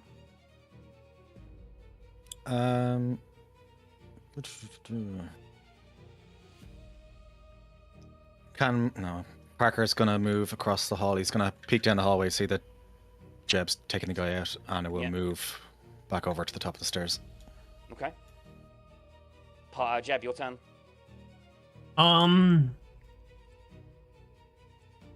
I don't know about the walkie, so I'm gonna just take a shot at this guy. This fool!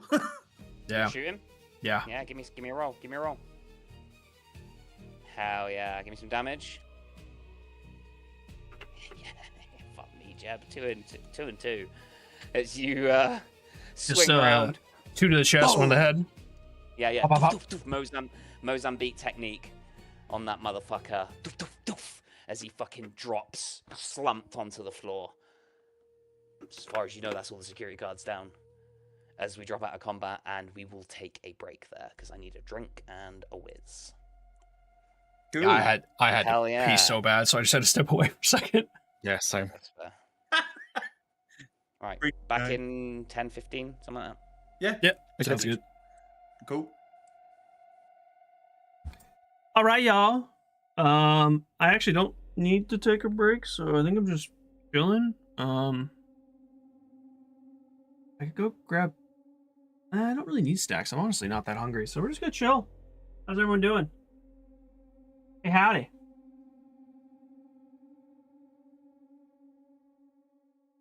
Breaky? I mean, you're more than welcome. Like, take a break if you need to, obviously. But I'm just gonna chill. Just chilling. Good. Good. Howdy. Good. Hey, Sunghoon. Julia! Chilling is fun. I'm excited to get more into Expedition 33. I had fun with it this morning. Wonder about the new DLC for me, so I'm playing that. Oh, very good. Very nice. Nice. How you doing, Julia? She bought me the DLC. She bought you DLC. She's so nice. She's so nice. I already bought the DLC for Darktide, so I'm good to go on Friday. I might play some off stream just so I have a couple levels under me with the new class, so I'm not starting from absolute scratch, you know. But you've been sick. Oh, I'm sorry to hear that. Sorry to hear that.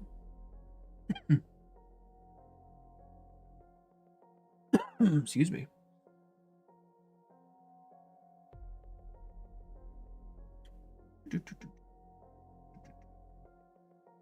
I was just perusing on Steam, and I saw the Division 2 has a new season going on, and now there's actually a couple DLCs that I missed from Division 2. I'm really tempted to those up, but I have enough to play already. I really like Division 2. I don't know if it's gotten any better, but I think it has from what I've seen. Like, I saw Willow play it. She's playing it, I mean, not recently, but she's playing new stuff that I missed out on. That's pretty good. Anyway, there's 3 more specializations that I never saw. Rocket launcher, minigun, and a flamethrower. Made it seem like it improved. Yeah, didn't she? So I'm a huge fan of it because I really enjoyed the game when it first came out. I thought it was a lot of fun. I think an MMO or open world open world looter shooter in that style, I really enjoy. Some people don't like that cover shooter style, but I do. So honestly, the reason I stopped playing it was because things weren't working the way they were supposed to. Like, there was a lot of set pieces, and Remy did an extensive test on the one he was playing as, and it turned out that they just weren't working. They weren't doing what they said they were supposed to do. So we kind of stopped, because it was like, well, what's the point if things aren't working? It looks like they fixed a lot of stuff and improved it, and there's new weapons, new traits, new set pieces, so there's 2 DLCs. So I don't know, maybe, I don't know. It's on sale right now. It's 75% off. which I think is 75% off for base game, which is $8, $7.50. And I think all the DLCs are also on sale, but if you buy the gold edition, which is $18, you get all the DLC anyway. So it's actually cheaper. Excuse me, cheaper to do that.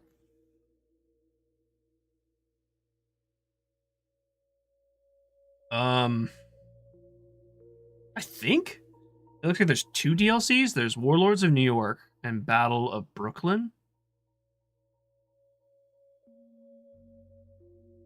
Oh. So it looks like if you get the year 1 pass, it gives you the end game specialization unlock. That's not the new instant unlock of all end game specializations. So you don't need it, but it will expedite it, I guess. Right. Yeah, I don't know about that then. Not sure. We do like sales. It's true. We do like sales. I'm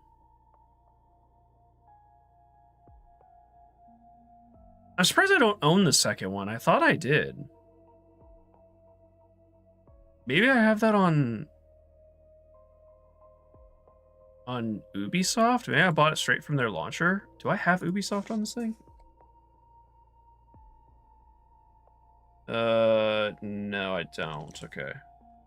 God, I hated it having that launcher on my computer.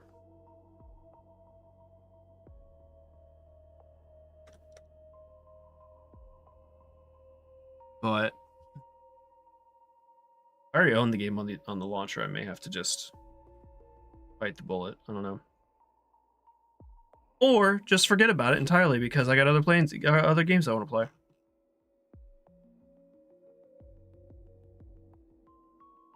Who knows? Right? I hate the Ubisoft launcher. I think it's terrible. I hate the Ubisoft one. I hate all of them except for I don't mind Steam. Obviously is my favorite. I don't mind Epic. I think it's fine. And the Game Pass one is annoying, but it's worth it. Yeah, I have it on Epic. I think. Oh, let me look. Maybe I have it on Epic. I didn't think I did. I thought I had it on the straight Ubisoft launcher. Yo. Yo. How you doing, man? Looking to see where if I own the Division 2. Oh.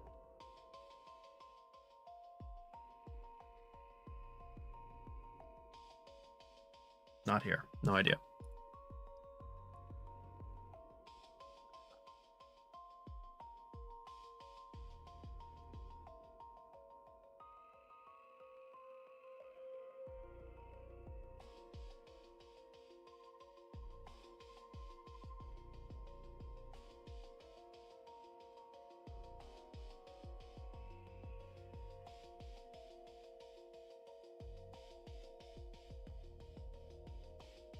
I actually don't mind GOG as well. I just don't use it as much.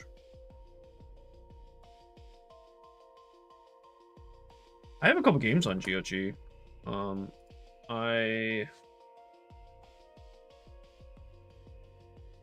Some of the old school ones that I did for that stream. I don't remember. I currently own 19 games on here. Baldur's Gate 2, Cyberpunk, obviously.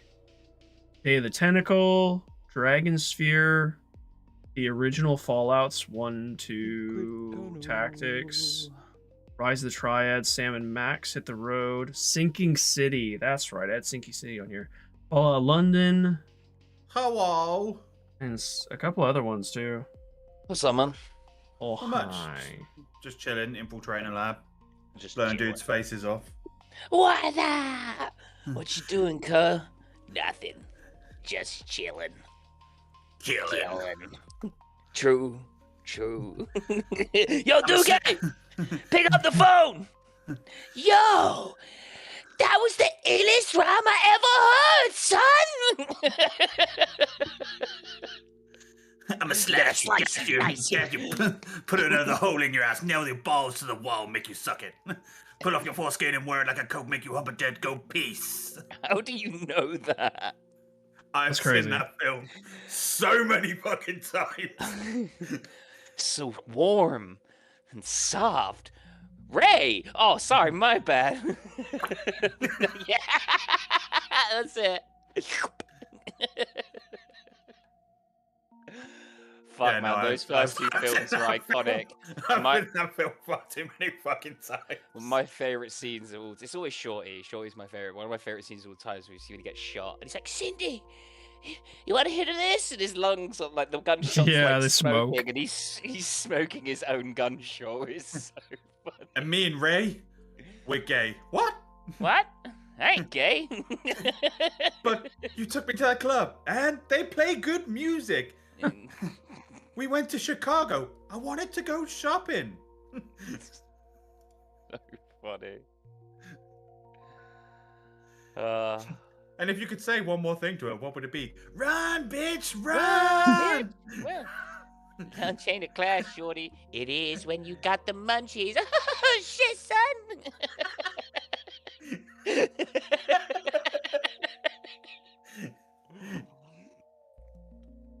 It's so funny. Is it the first one or the second one where Shorty teaches her to dance and then she does it and steals that girl's coat? Son. Left, right, left, right. Son. Son. Yeah. That jacket is tight, dog. Now, mean. I fucking love that film so I think that's number 2. Yeah, that's number 2. Because then Shorty hits her in the car, and then it's the ghost with the paper bag over her head, brings her head up. He goes, now get back down there. Take my strong hand. Take my strong hand, child. My germs. Polly want a cracker? Polly wants some of your mama's sweet ass. What did Polly say? She has the fist fight with the cat. Oh yeah, she gets like $1 million baby knocked out. Holy fuck, man. Cindy! The TV's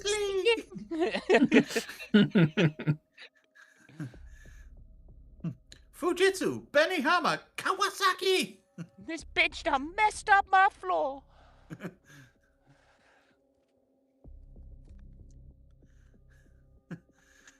I'm coming. No, don't go into the light. I'm coming. Never could wait to get to that soft, juicy center. Oh man, I need to watch a scary movie now. Fuck's sake. Sorry. No, don't be. They're great. I think 2's my favorite, to be fair. 2's probably my favorite.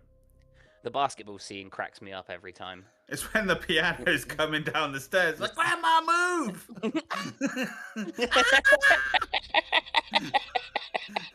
She gets absolutely bodied by a piano. Oh, so good. What a fucking masterpiece. Do you see they're making a new one with all the original cast? Yep. Oh, I'm actually going to go to the cinema to see that. It's happening. I don't care.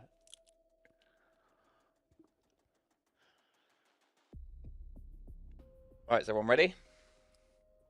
Yeah. I mean, Dave? Okay. Yep.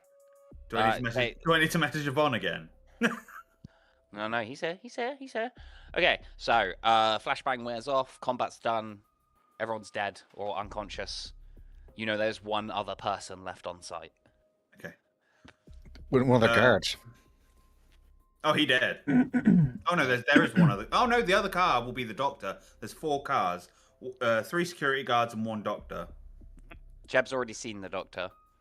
I would assume Jeb would have told me to see the doctor. But like, all right, track down the doctor, find the samples, get rid of them. I'm gonna take a thermite grenade, and I'm gonna put it on top of the tapes for the security room, so it just burns through all the tapes. That will probably burn the building down. I will not do that. Let's actually, looking at the security tapes, how far back do they go? And what rooms do they cover? Do they cover the labs? They do. They don't have much. They only cover the last. What date is it? It is Wednesday. They only cover from Monday onwards. I'm just gonna take the tapes with us, or the drive or whatever it is. Yeah. You can just unload it, and you can delete them if you want, Parker. Any digital copies, like get rid of them. Yeah, I was gonna say, are we turning the power back on? Oh shit! Yeah, power's off. Power's off. Okay. There's tape. There's like physical tapes, but you also reason there probably is a digital copy. Parker will turn the power back on. So, okay. Well, Jeb's looking for the doctor. Slowly? As long as he gets it done, I suppose is the. Okay, then you don't have to roll. Then yeah, that's fine. So if you're going to take the time to do it properly, rather than like I'm assuming it's only going to take 5-10 minutes. Like, he doesn't have to do it in 30 seconds territory. Yeah. So me and Jeb will go look for this doctor. I'll inform him to cover his goddamn face. Now that I'm not going to reveal the doctor's token, but I'm just going to reveal the map to you guys because it makes it easier. Because now that there's no one else kind of here, other than the doctor. So you search through these here. You find offices. I would, before we do that, Jeb, that dude is bleeding out. I don't know if you think it's worth. Patching him up, because he didn't see any of us. I don't think he saw Parker. Well, medicine was available. I can still probably surgery him. It would be first aid. Okay. I mean, you would have succeeded with it. We will still hold the 45, but you'd succeed. So yeah, you can patch him up if you want. I'll patch him up. And does Jeb know that he saw Parker? Parker would have known he saw Parker. But yeah, Jeb would have as well. Parker was kind of stood in the hallway as this dude ran in with gun raised. So I'll just put my hand on Clive and just kind of pull him back. No, sorry. I thought maybe he didn't see anything, but he saw Parker. It's not worth it. Oh, it's a bad day to be an unnamed grunt. He just steps back. I'm glad Parker isn't there. Yeah. I'll take this door. You take the other one. And Clive will begin. Should I mask up for this? Well, I mean, a mask was probably going to scare this doctor. Was the doctor wearing a hazmat suit? Yes. Right. We should probably put ours on. No, wait. No, she wasn't. I don't like the way you changed that. With this lab vestibule, is that like the decon bit with the bit in the middle? Yeah. Okay. Are there hazmat suits hanging up? Yes. Yes, there are. There's 3 in each vestibule. All right. I'm going to quickly sling one on. I'm going to suit up as well. Yeah. Okay. You can suit up. Yeah, and then start press sweeping. the button. It fucking. Yeah. And then start sweeping because if this is his actually, Jeb, stay with me. Okay. Jeb, stay with me. Okay, I'm coming back. Because if this is Brent's partner and she does weird mind shit. Yeah, that's what I was thinking. You blow her the fuck away. All right, so. Did we see which way she ran? Nope. Approximately, like. Back. So. Well, given the way this is opened. Yeah. Starting from the back. Okay, so just kind of describe kind of what you've got here. So you've got a genetics lab on the left, where there's like, loads of fucking monitors, computers all laid out, blah, blah, blah. Microscopes, fucking centrifugal spinny machine things, all of that sort of shit, where, they can isolate compounds, etc., etc. In the incubator room, the centerpiece of the main lab, it is a line of a dozen transparent box-like containers that hold fungal samples in various chemical environments. Some of them seem withered and anemic, others seem robust and expansive. The most you can see that 2 of them, where there should be these cases with the fungus in, are empty. I'm going to assume that's Brent and his partner. You Searching around, you can see that one of the back windows of the lab has been smashed open. Well, shit. Oh, she might have taken the samples. Fuck. Do we see anything out the window? Any trail or Right. like You blood? said that. Oh, sorry. No blood. There is a. Give me. Your forensics, you'd be able to see. It looks like someone landed. There's like a couple of muddy boot prints at the base of the window. Yeah, okay. She definitely ran off. Right, so this top floor's all glass, like you said before, Noodle. Yep. Can we see to the car park? Yep. Is there someone getting in a car? Ooh, can I run back, grab the walkie, and radio and be like, "There's an intruder escaping. It's disguised." The security booth guard is dead. Yeah. Killed them. Yeah. Oh, I thought you said there was one more. Sorry, never mind. Okay. No, there was 3 total. The car is leaving. I'm firing the RPG at the car as it starts. There is a. Okay, hang on. What is the range of your RPG? 2 seconds. Allow me to have a look-see. Because she's already moving at this point. Like 200 meters. 200 meters. Okay.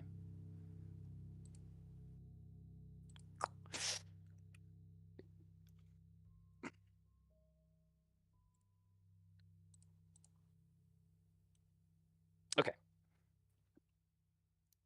You pull the rocket launcher out. You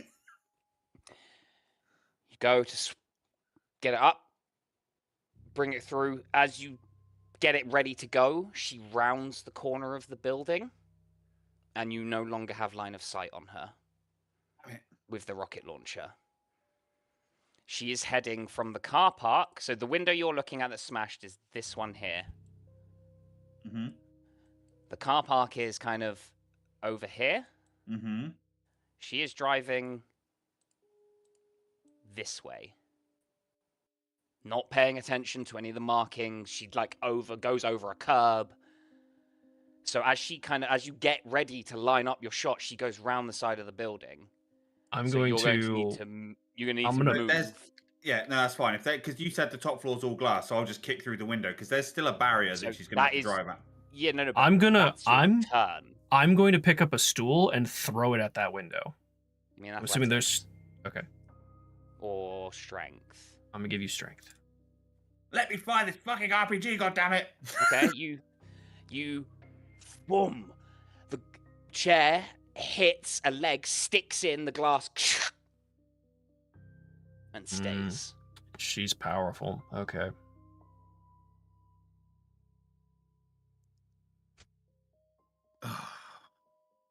Shoot the window out? Sorry, I realize I'm not in the room. What are you doing, Parker? Are you searching through the offices, or he switched on the power and he's deleting the electronic records? Yeah, he's gone back. I mean, he's gone back to security. That's done. You're done. Like that's already. Like, what are you doing other than that? That wouldn't have taken. Once the power was done, he'd go back to the security room and start searching for any evidence that we were there, deleting it, collecting any tapes. Like that's all done. Oh, what are you doing? He would have headed down this direction to check the kind of reception foyer area to make sure there's nothing else going on. Okay. Oh no, he would have turned off the cameras if that is to his head. Yeah, cameras are off. You go down to the reception area, take a look. There's a bleeding out body there. That is going to require a sanity roll from you.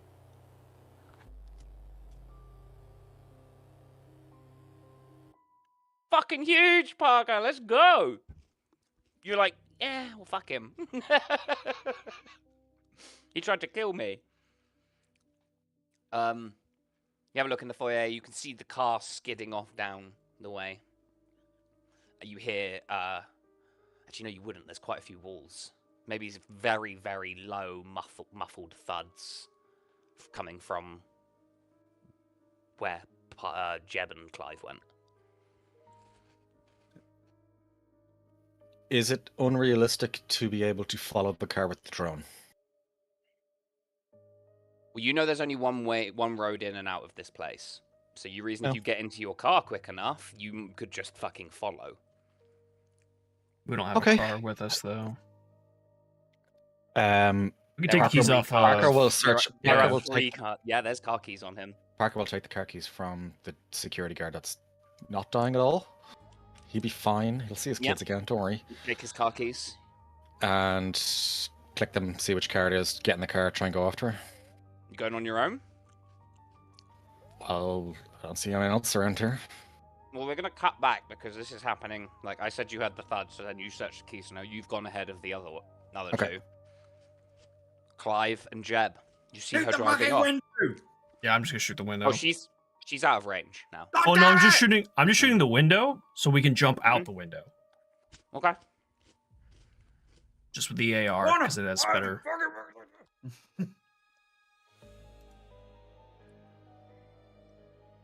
Okay. You boom, boom, boom, boom.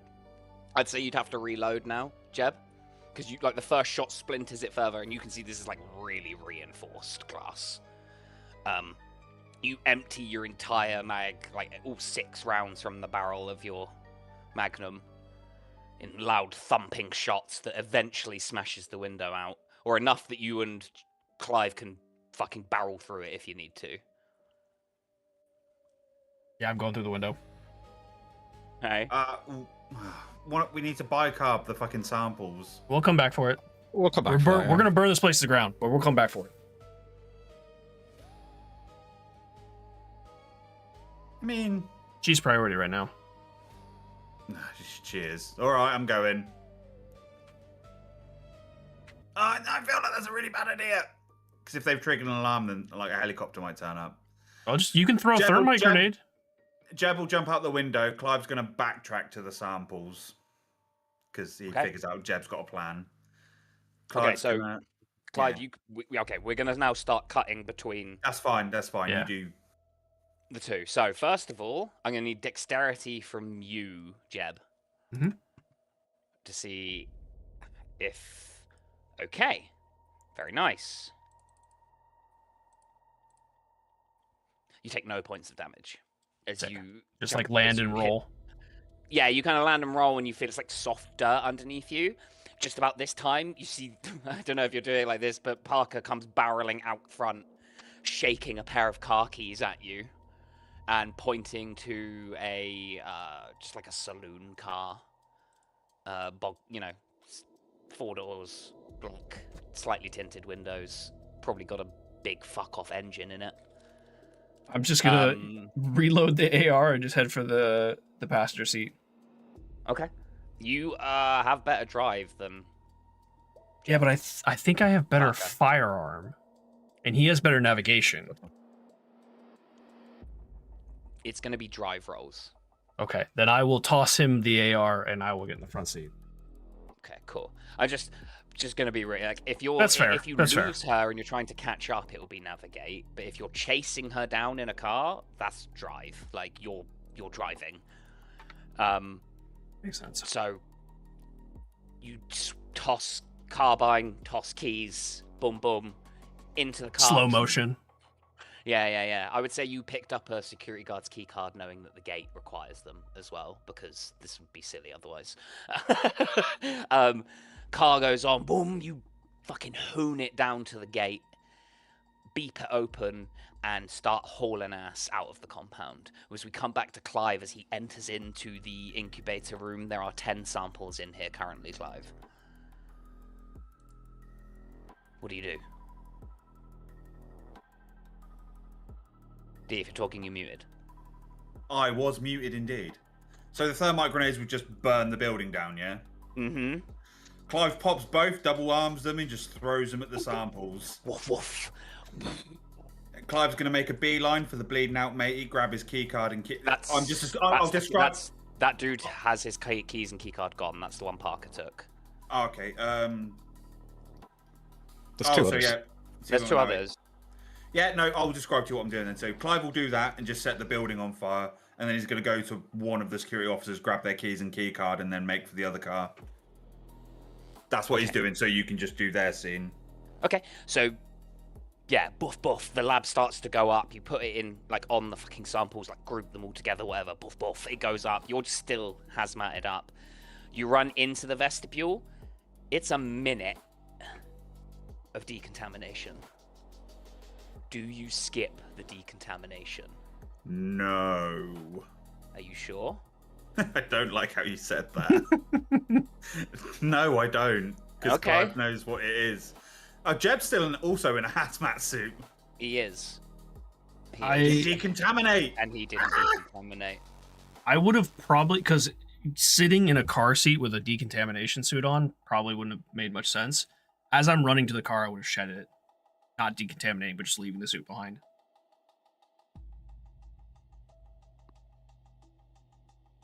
Okay. Fuck your smile.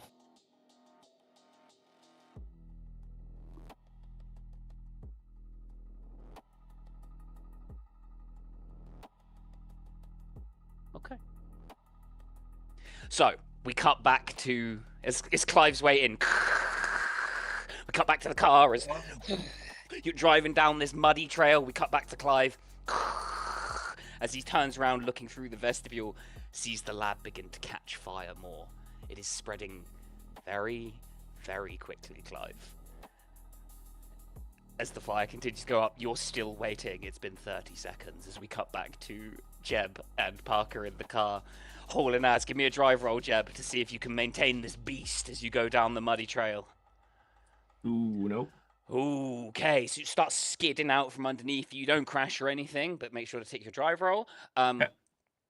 You don't currently see any lights. You don't see her car ahead of you at all. You can continue driving down the trails. We cut back to Clive. Clive, the fire is creeping closer and closer and closer as you stand waiting to be decontaminated. 10, 9, the flames start to lick up the windows. I'm professional, this is fine. Of the lab vestibule. You start to see the door handle that's metal glow cherry red hot as the perspex glass begins to to sag and droop and burn. Finally, it cuts. Door opens behind you. Full operator mode, just to the fucking stairs. Take Holes McGee's keys and card and then go to the car park. Okay, you fucking boom. You're running. Give me athletics to see how quickly you get there. Make sure you don't eat shit. Okay, yeah, hell yeah, Clive. You're a fucking like rocket launcher strapped around your shoulder. You hop into another car. It's like a little 4x4 Jeep thingy. And boot it on and head down towards the gate. We cut back to Jeb and Parker. Give me another drive roll. This winding trail. It's like a 45-minute drive down this trail. Wow. Holy shit, Jeb. You're struggling, dude. It's kicking out underneath you. You're putting your foot down too much. It's dark. It's hard to see. And you're panicking. You know, you're fucking gripping the wheel, white knuckles, and Parker's like, left, right here. You know what I mean? Like, just shouting out navigations to you. I would say, Parker, if you want to give him some help, you can roll a navigation check. Yeah, I was going to say, could he do a navigate to try and point out an easier route or kind of a more... There's no other route, but it's more being like a rally driver. Yeah, that's kind of what I mean, yeah. Yeah, absolutely. So give me a navigate, and you'll have a +20 on your next drive roll, Jeb. Cool. Huge. Clive, we cut back to you as the gate slowly creaks open. You boot the car as it opens through, bumping over the other side of the spikes. Give me a drive roll, Clive. Okay, make sure to tick that box. Again, you start making your way down the trail. You're fighting against the car because you're pushing it. Having a little bit of an easier time because this is a 4x4. We're going to just flash forward here. So just start giving... Jeb, give me drive. +20%. Wow. Fuck me, man. Okay. I need to make some drive rolls for... I'm hoping she loses control, hit a tree. This is where Noodle rolls straight ones. Let's hope so. Please crit fail. Please crit fail. She has a 20% to drive. She rolled a 3. Fuck off. A 56. And a 41. So she has actually gained on you. A little bit, yeah. Yeah, so you're still on her trail. I'm going to say it is... For this chase, if there's other ways you can think about it, but it's going to be like 3 to 4 successes either way, as it were. So the first person to hit like 4 successes is going to get away or catch up. Noodle. Yes. I'm in a 4x4. Please describe the nature of this ravine to me. It's a limestone valley with trees everywhere. Going off-road is not advised. Okay, I won't do that then. You will crash immediately. I will not do that then. That would be, any failure would be a hit to a tree. Immediately. Like, okay. Staying on the path is the only reason you're not crashing while you fail your drive rolls at the moment. Alright. Cool. So, we come back round. You're really struggling. Drive rolls from the pair of you, please. So I've done. That's a success for me, though. I need to navigate. I do need to navigate off of you. So yes, that is a success for you, Jeff. All right, sick. So you back. Shit, she succeeded with a 13. Well, fuck. So damage aside, the rolls have been awful. We don't see her, right? She's not in view at the moment. No. Okay. But you're kind of, so it's like her, Parker, and Jeb. Clive's a little bit further back than you guys. You've been driving for like 20 minutes now, I would say. You know, this is not like seconds, this is minutes passing on these drive rolls as you're barreling forward down this road. Is there anything you want to try to do to catch up? Do anything like that? Is there anything you can think of other than just putting your fucking foot down?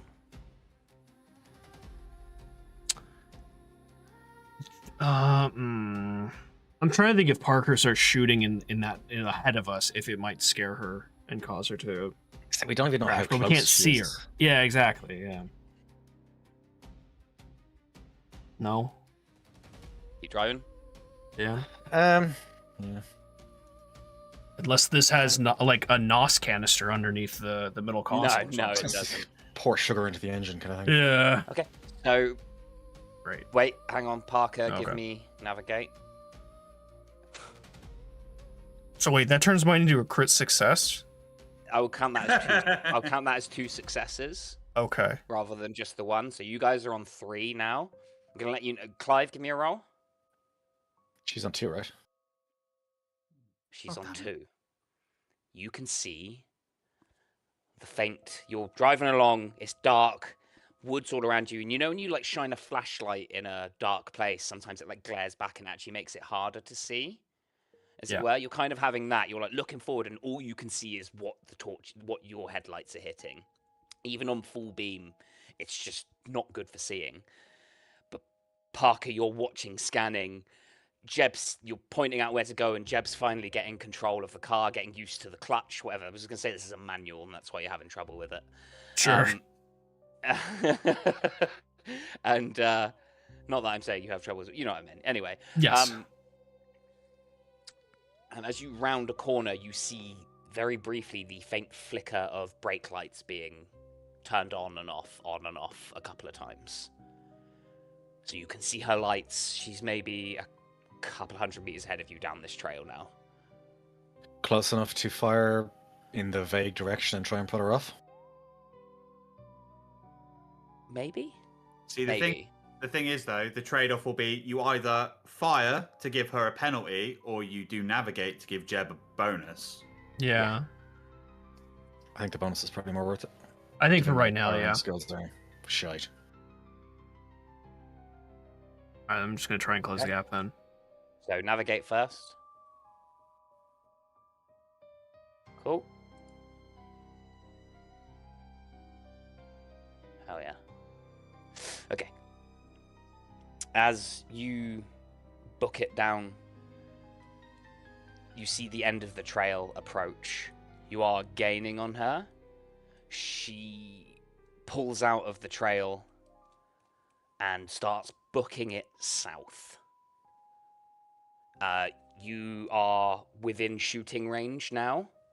It's still going to be drive rolls to, like, you know, not fucking flip your car trying to get round her or whatnot. We're on the main road now, are we? You're on, like, a highway now, heading... Like, there's a highway, but, like, a road heading southwards. And you can see there's signs to an interstate nearby that you gather she's heading for. Clive, give me a drive roll. Nice. Hey, you're still just coming down the path, nice and slow. Regular Sunday drive. Regular Sunday drive. We cut back to Parker and Jeb in the car. She's fucking weaving, you know, driving very erratically. There's other traffic on this road though, correct? Yeah. Okay. So shooting's out of the question. Tempted to pit maneuver her, but honestly we might just follow her. If you can get alongside, is it reasonable to say we can get alongside? You can, yeah. Can Parker try, he has a flashbang in his inventory, toss the flashbang in front of her car? That is...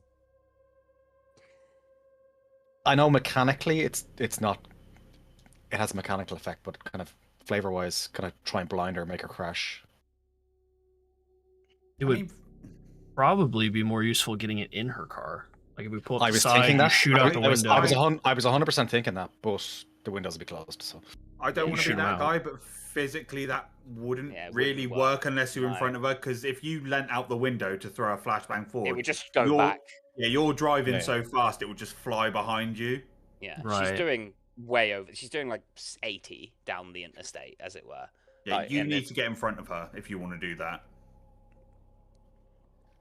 She's flying. Like, this is why it's requiring drive rolls. I'd say, yeah, just drive. Try and get in front of her, slow her down so that Clive can catch up. That's, yeah, I'll do that. Versus one. I'm going to try and get in front and slow her down then, yeah. Okay, so give me drive roll to get in front of her, I suppose. This will be contested. Oh. Even with a plus 20%, you would fail. She's following you, like, every single time you try to pass her, she pulls over in front of you. And, yeah, I mean, you can keep trying if you want. This is like, you know, you try it a few times and she's keeping in front of you. As there's traffic as well, cars are getting in your way.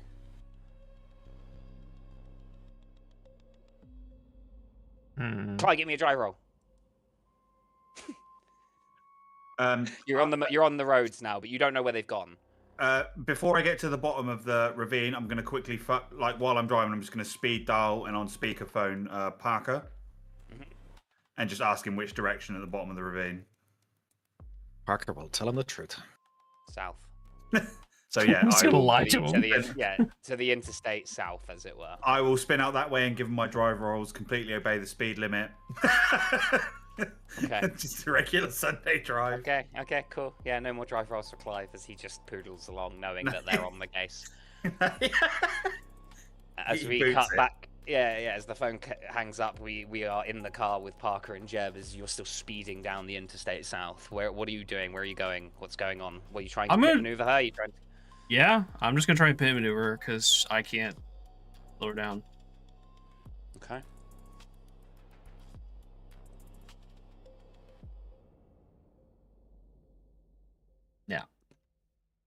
Yeah, you won't get a navigate on that. So as you try to pit maneuver her, you come up behind her, she slams on the fucking brakes, and you go boom straight up the back of her. You each take 3 points of damage as you rock forward, fucking slamming against whatever, or you know what I mean, like you hurt yourself. It fucking hurts. Whiplash, your necks are hurting, and she, like, the car fucking boom, boom, boom, weaves and bobs. Gonna need another drive roll from you, Jeb. Hey! You fucking steer into the skid, the tail's kicking out, you manage to catch it, pull it forward, car's still running, you can keep following her.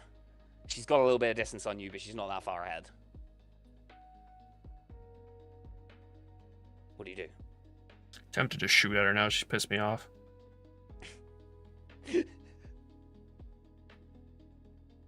You tempted to shoot her, now she's pissed you off. Yeah. I love how Jeb goes so quickly to 100. Oh yeah, no chill, 0 chill. He doesn't have time for that. If I tried to follow her, is it difficult to keep up with her? No. It was only on the trail to see if you could catch up. Now that you're here on an open road, you can just stick with her. I'm just gonna follow her. Okay. She can't run forever. She continues to head south.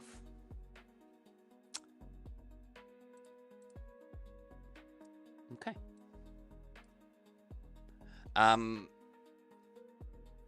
After a while, you see that she's like heading out of state. You start to see, like, you're driving for a couple of hours, following her. You start to see signs for... Actually, you start to see that she's following certain signs after a while, and you pick up that she's following signs for the Devil's Tower National Monument in Wyoming. I don't know if I would have followed for this amount of time, because I don't know if I need to get rid of the Honda Odyssey or not. That's the Devil's Tower. It was in Close Encounters, I believe. I don't know. Either way, all of you give... sorry, the two of you in the car can give me either occult or intelligence checks. Nice. Huge critical success. You remember in the Star People tape. Oh. Ghost Mountain. Talking about going to Ghost Mountain to sing to the Star People. Yeah, we need to stop her. Okay. Has Clive, Clive... you can be on the phone. You can be on the phone if you want to rug them again. I assume we were just constantly on the phone. Going on? Yeah, I'll ring him again then, and I'll be like, so what's the crack? We think she's heading for Star Mountain. Ghost Mountain. Ghost Mountain. Well, someone's going to have to clear up our fucking presence at the lab, so... You've burnt it down. It's gone. Yeah, we burned it down. I know, but the Honda Odyssey's still there, isn't it? No, it's the hiking trail. Yep, it's fine. Yeah. You hiked from the car. It's miles away from Benford. All right, yeah. We don't have to go back. You got it under, and you got it under false names and threatened Tony Collette, who gave it to you. Oh yeah, so I'm like... Oh, Dave. Are you okay? Oh no, Dave. Oh God. Oh no. Oh no. Let me just spray some deep heat in your eye, my guy. Like, did you do it for fun, or? No, mistake. Craze. It's one thing having a chili wank, but deep heat in the eye, that's not fun. We've all been there. Neko, there's nothing to worry about. Are you sure? It's just me double checking. There's no hidden connotations behind it. What do you mean? Sure, it's fine. You guys are totally safe, not infected, all decontaminated, right? Clive did say on the phone you went without decontamination, smashed some bicarb, you absolute idiot. Yes. And I'll reach into my pocket and pull out a box of baking powder and just two lads driving down the smash highway, cover themselves with baking soda. Did you ever see that scene in Chef? Pulled over. Yeah. Cornstarch on the bag. Yeah, the scene in Chef where he's putting cornstarch on his balls. Oh, I don't think I've seen that. Yeah. So Clive's following then like 1, 2, 3 minutes behind, but he knows the general direction he needs to go. Yeah, you're only a few minutes behind. Is that a heavily... Do we know if that's a heavily populated area? Devil's Tower? No, not at all. Okay, so we can... When we get closer, this will thin out. The traffic will thin out, and we might have a better chance. Are you sticking with her? Oh, yeah. can I fall back now that we know where she's going? Can I fall back and try and I want to keep line of sight to her, but I want to see if I can lose her, like she doesn't think she's getting followed anymore. Make her think we lost her. Essentially, is what I'm trying to say. Okay. Give me a drive roll. With bonus? Navigate wouldn't really help with a tail. Alertness? Maybe like a perception. Yeah, I was thinking that kind of reverse alertness, as in like, here's where you go to avoid her being able to see you, kind of thing. Sure. Yeah. Give me an alertness. Cool. Then yeah, that becomes a success. Sweet. She's gonna roll.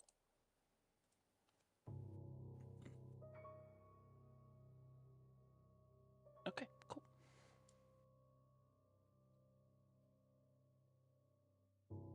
Takes you a few hours to get out there.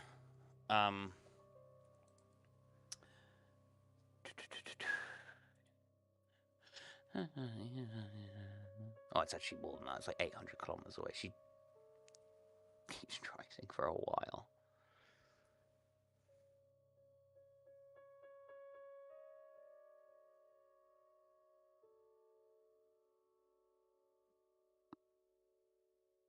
Okay, a quick look on a map, you would see that there is it's a national monument, so there is like an entranceway up towards the tower.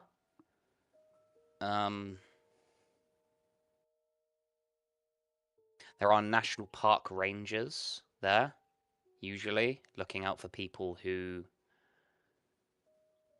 well, just looking at in general. There's usually park rangers around. Once we get off the highway, looking at a map, could we figure out a way to maybe try and cut her off? Or is there just like one way in, one way out? Or maybe if Parker, when it looks at a map while I'm driving. That's quite a good idea, actually. There is one road up, one road down. I'm looking at Google Maps. Okay. There is the way you'd be coming from.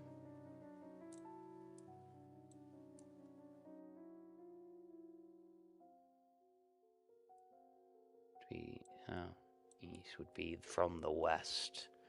You'd go up Highway 14, Krill Junction.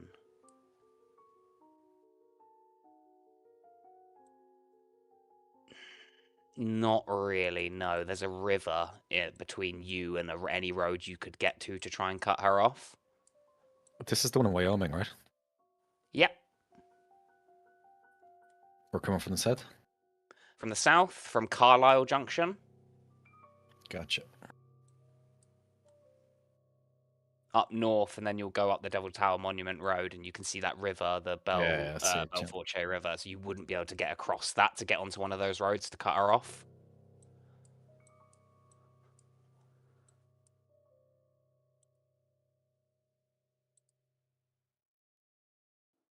Has she slowed down at all when we were trying to, like, lose her? No. Okay. I didn't know if Clive had a chance to catch up or not. I would say he can if he wants to, but he said he's doing speed limit, so... I assumed he was not being even remotely serious. I don't know. D, if you're talking, you're muted. Oh no, I thought Clive and Parker were doing something. Sorry, I zoned out. I don't know. You are Clive. Are you actually sticking to the speed limit?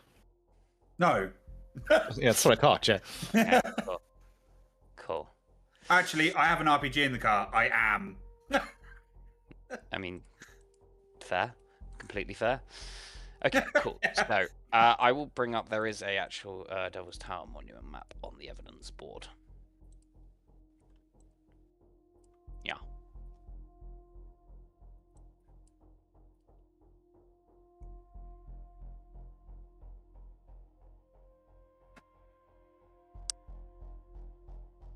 So you're following her up from Carlisle Junction or beforehand if you're trying to stop her. It's up to you. But you're on like a pretty... I say it thins out. It does. But it's still a fairly like populated road leading up to the tower-ish. Okay. It's not like heaving. You're not in traffic or anything. But there are cars passing every now and then. Yeah. Yeah, I'd only try it if we got to an empty road. Yeah, this wouldn't... I would say... luck wouldn't be on your side in this, as it seems like it's not a small road, at least.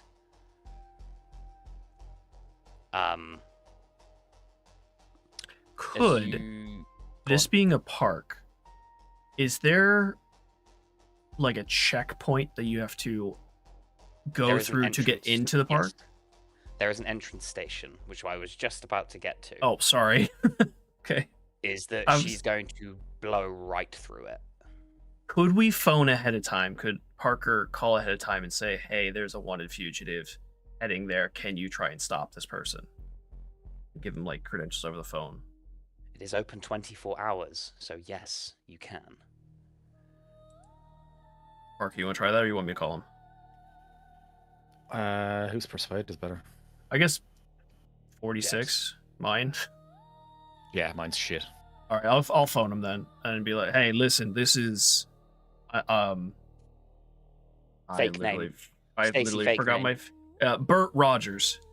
I'm with the FBI. We have a wanted fugitive in your way. I'll give him the description of the vehicle she's in.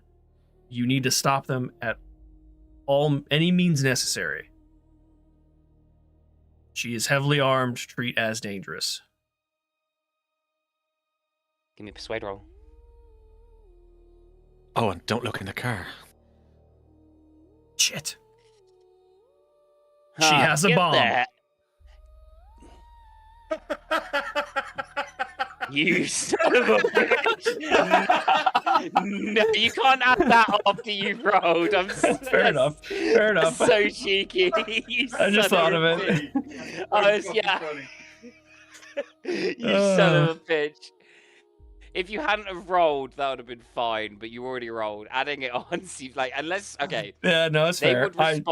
They would respond like, get out of here, you damn kids. If you want to then be like, she has a bomb, you can give me another persuade roll. I would say, because I literally just thought of it. Yeah, I'll say there's a bomb on the car. No, it's a toy bomb. I hang up in shame. Say I love you before you hang up. Okay, they don't. Okay, luck's on your side. You kind of, as you hang up, you do hear them being like, a bomb!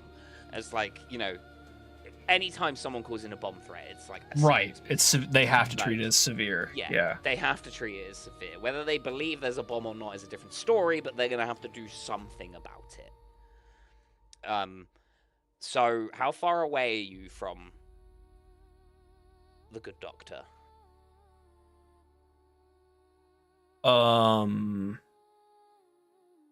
Within 100 meters, because that's the effective range of the AR. So you're trying to keep within 100 meters, which is pretty far-ish, like 300 feet. Oh, yeah, I'd half the distance then. I mean, it's nighttime, to be fair. She's not going to be able to... It's going to be a lot harder to identify a following car from the lights alone than it is if it's daytime. Well, she's probably super paranoid, just assuming any headlights are us, but yeah.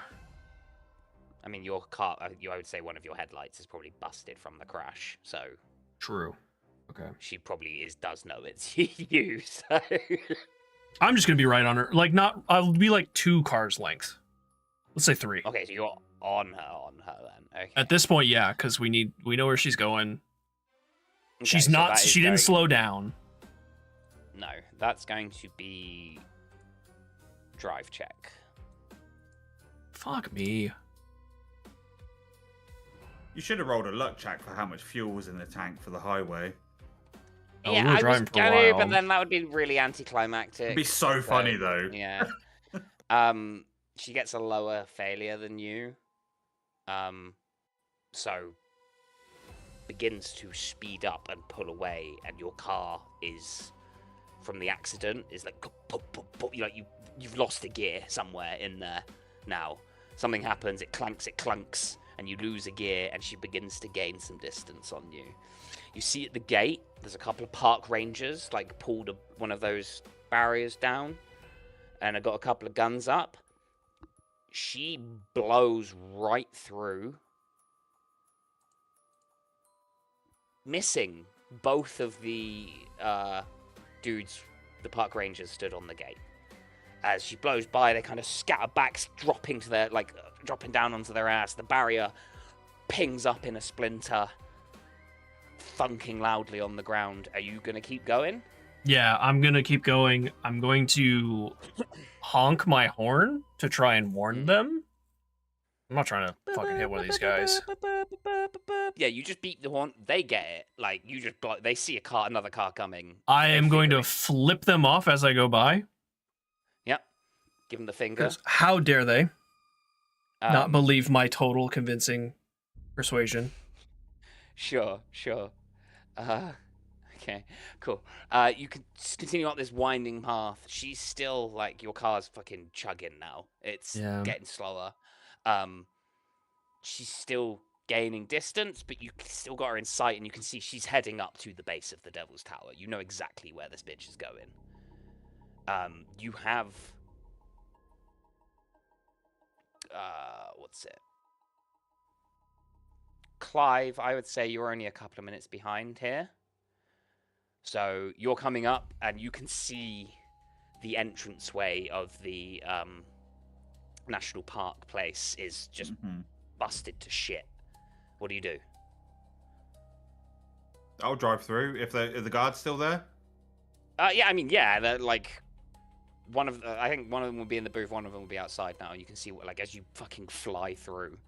Yeah, I'm going through.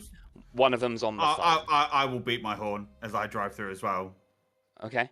You go flying through, heading up the trail.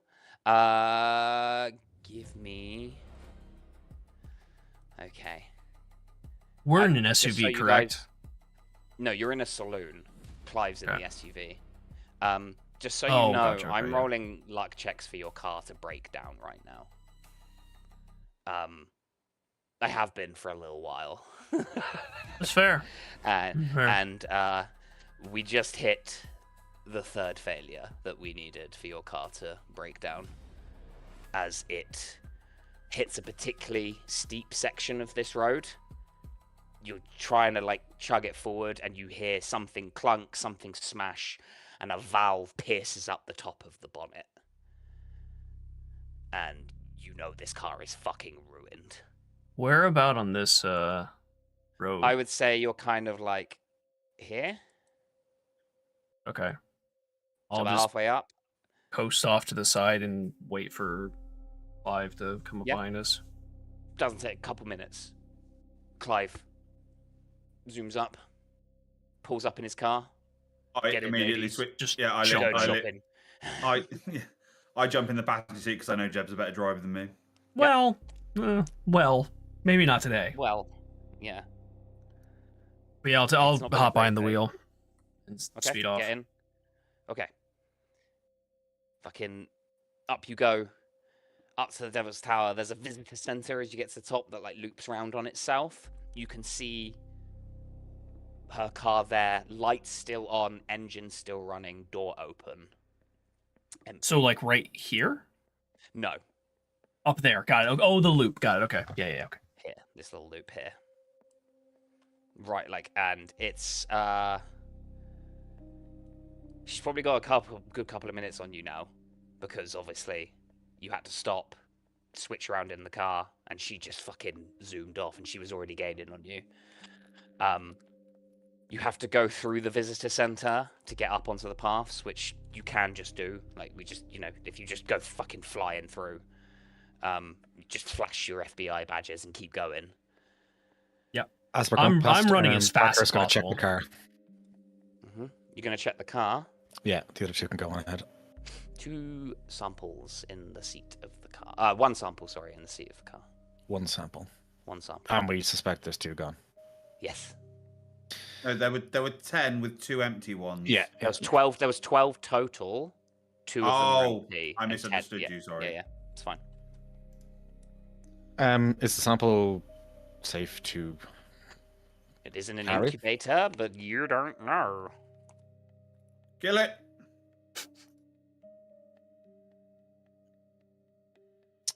We don't have any grenades left, do we? No. I mean, you've No. got bicarb. I've got what, sorry? You should have access to... We've all got bicarb on us. That's true. Yeah, Parker will use the bicarb to see what happens to it when he fires it all over the sample. Okay. Much like it in the vents at Detective Jacob's house, Deputy Jacob's house, it begins to recede. If you're not chasing, this is going to take... You're going to have to keep, like, applying more until it fully disappears. So this is going to take you, like, 10 minutes or so, Parker. He would do that. I mean, there are other people around here, right? Like civilians and whatnot. It's quite late, so no, not at the moment. You two are the only cars here, but the visit is, like, it's open 24 hours. And so there's a night shift on at the moment inside the visitor center. Does Parker have a bag? Yeah, I think you've all got duffels. Yeah. Can he get it into the bag? And he'll start heading, following the guys with the bag and the sample covered in bicarb and apply it when necessary. Is that unrealistic? You can, But you're not hazmated up. I mean, he's not going to touch it. He's going to use the bag to... Yeah, but you're with a doctor who has been touching it who isn't hazmated up. It's been with a doctor who isn't hazmated, who's been carrying the samples around and appears to be superhumanly strong, which I assume Jeb told you because she broke reinforced glass with her bare hands, from what you can gather. Yeah, I would have told you. Okay, Parker's going to close the car, put as much bicarb on as he can, close the car, and go after the two guys. Okay. Cool.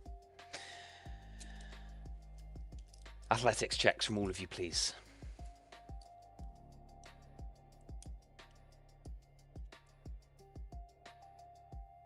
Tick those boxes if you haven't already. Clive, as per usual, you are pumping fucking iron, my dude, as you begin to... Okay. As you begin to chase up towards the Devil's Tower. This thing is pretty goddamn big. Like sweeping upwards with, like lines cut all down it, trees all around its base. You rush up, Clive, you continue to run, you're gaining distance.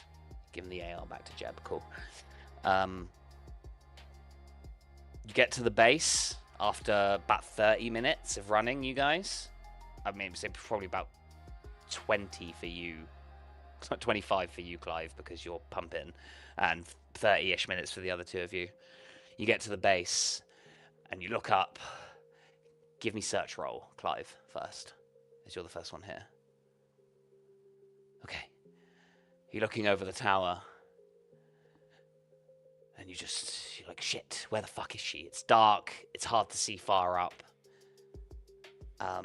You kind of like run around the base a little bit, and you see Parker and Jeb arrive. I'm gonna give me search rolls again. I'm gonna give the AR to Clive as well. No, don't give it to me. Okay. He won't use it. I've got Gertrude. Oh, true. Fair enough. Parker and Clive, Parker points and you see she is climbing this tower bare hand and has one of these incubators strapped around her back. She's climbing the tower. Mm-hmm. Okay, Jeb, hand me the AR. Or the RPG? She is out of range. What? I thought you said the range on the AR was 300 meters. 100, She is no. out of range. Okay. Jesus, fucking spider bitch over here. Yeah. So this isn't actually a tower. This is a big rock formation. Yes, sir. Okay. She's out of AR range. She's out of RPG range, which is a shame. You gonna follow her up? Let's go.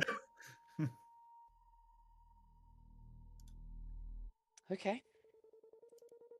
Do we see? Well, I guess running around here, we didn't see any service, like trails, like ones that are like blocked off only for staff.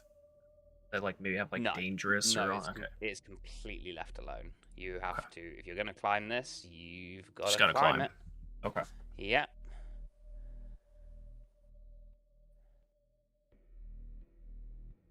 Not gonna lie, without proper gear, that looks suicidal. So, it basically says, the book says, assuming you guys have good athletics and you're trained for this kind of thing, you know, blah, blah, blah, blah, blah, 30 is a good athletics for most people in real, you know what I mean? Like, 50 isn't the average for most people, 20 is the average for most people in this game. So, it takes 4 to 6 hours to climb this tower. And 1 or 2 to climb down. It is not a particularly dangerous climb, the way it's set out, that you can do it. If you want to make it quicker, you can risk an athletics roll. Failure means you will slip down somewhat and take 1d6 damage. A fumble means you fall and take 3d6 damage. I'm gonna have to just take it safe.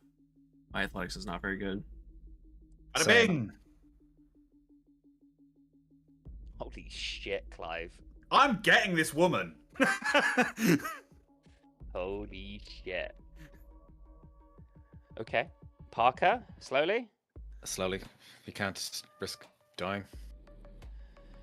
Actually, Clive. no, you know what? Over 50 means he does. He does. I feel like seeing... Oh my god! Dave! Let's fucking go, Parker! Go. I think seeing Clive and now Parker succeed, Jeb's like, fuck that. And he's gonna try as well. Oh my... Okay. Holy shit, guys! Let's fucking go! I fucking love this game! Wow. Okay, so you can see she's climbing. If you would have taken longer, if you wouldn't have done the athletics rolls, it would have been not bad, but we wouldn't have gotten this really cool thing that we're about to get to. So.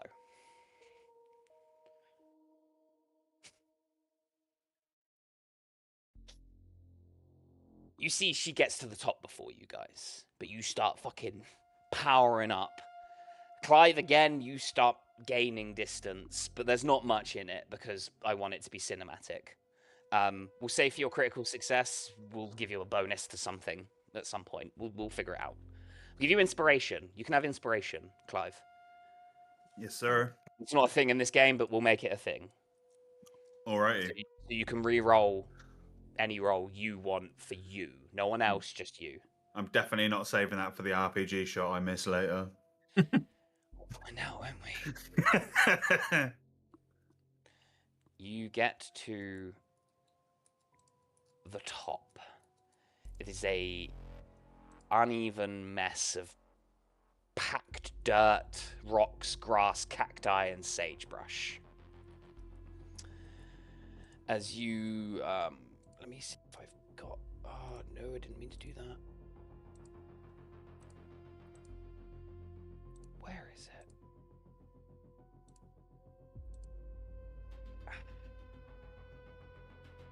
I shouldn't use that, but it is what it is. Holy shit, that's you. Okay, well that's not getting put on anytime soon, is it? Anyway, sorry, I was trying to find a tile, but it's not happening. So particularly normal shells for the bicarb shells. Okay. You all kind of get up onto the top. And you can see she's standing there singing to the heavens. As she sings, above her, pinpoints of color, shifting lights circle far overhead, winking out, reappearing again, winking out, reappearing again,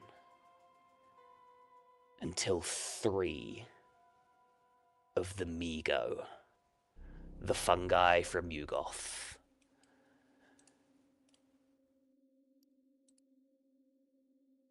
you know 'em, you love 'em, begin to descend from the night sky. How close are they together, Noodle? If you could give me a rough meterage.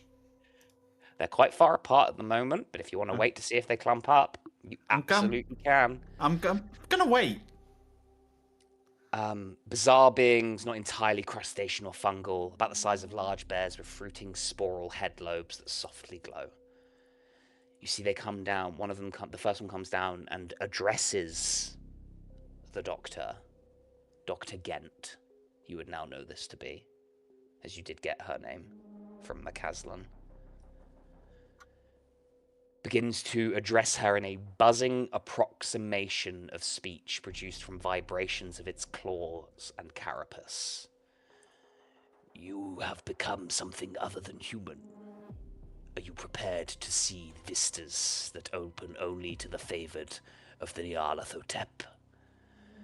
You can see she's smiling and weeping. And she says, Black Bouquet, Scream Thunder, Sideways Recalling. As if that makes perfect sense. About this time, a second one comes down. Extends a weird, half-organic metal device, which produces a low whoosh sound that causes Gent to collapse to the ground, utterly insensate. The third Migo comes down and reaches out with a bizarre implement like rotting meat and shard-sharp bone. Clive, if there was ever a moment... So they're all stood next to each other, so Clive immediately shoulders the RPG and they catch these hands. Roll me a D100. Does he want high or low? How does this work? Low. D, it's all you. This is your scene. Tell me what happens. So as they're slow descending, Clive is like sweating because he fucking hates these things. He's got everything. Gertrude, it's all flashing through his memory, the fucking first operation. He fucking hates these things. And he's just like twitching, like fighting every ounce of his body, all of his training fighting through him. And as the third one descends and it also comes to the doctor, he just in a split second drops to one knee, slings the RPG over the thing, flicks the button up, the cover, and just fucking fires and prays. The camera tracks the rocket as it does whatever Noodle says next. So, I was just going to say, it shoots out and in a blink of an eye goes fucking hurtling towards these 3 Migo around the insensate Dr. Gent on the floor. And with a 30% lethality rating. Oh, shit! I thought it was 30. That's so good. With a 30% lethality rating, please tell me how all 3 of the Migo and Dr. Gent die. The camera zooms in on the rocket as it just fucking flies right towards it. It goes over Dr. Gent's head and hits the central Migo's instrument in front of it. And it just, they kind of like, for a split second have this inquisitive, what's that? And then this just explosion. The doctor's blown backwards and everything just fucking gore, viscera, fungus everywhere. There is a loud cracking quack-oom as the entire Devil's Tower shakes with the impact of this rocket launcher. There is a split second before the explosion goes off, where one of the bulbous heads of the Migo cocks to the side slightly, the explosive shockwave rippling out, and much like in the cold opening scene with Detective Jacob, a floral spray of fungus, blood, viscera, bone, and meat scatters around the ground everywhere as Clive is left standing with a smoking rocket launcher on top of Devil's Tower Monument in Wyoming. 3 dead Migo and a doctor, maybe 50 to 100 meters away from him at this point. Hell yeah. Fuck yeah. Just holds it to the side and goes, yeah. awesome. Love this thing.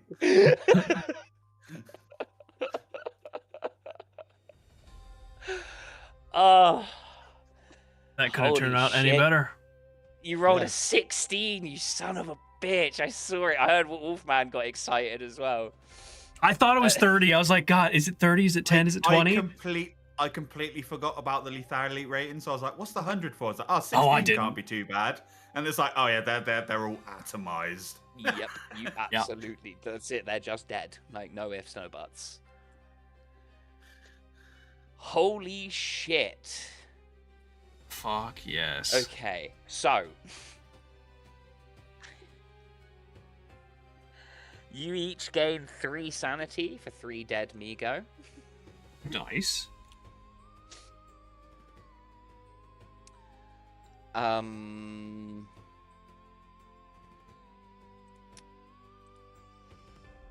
all my PCs get a big boom.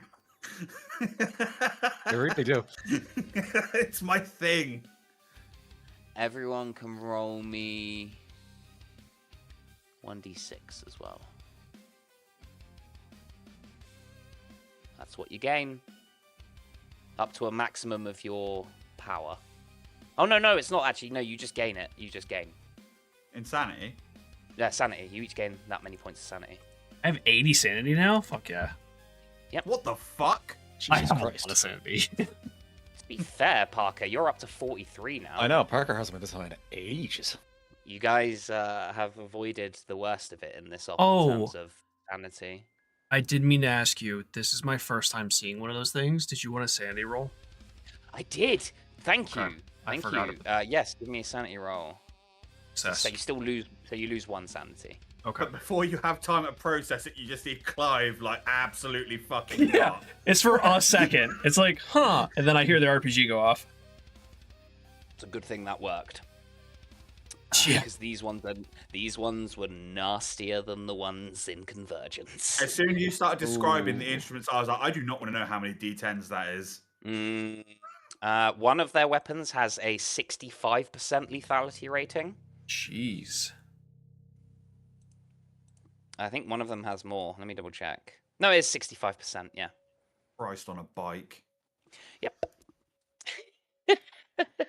Okay, it's so, crazy.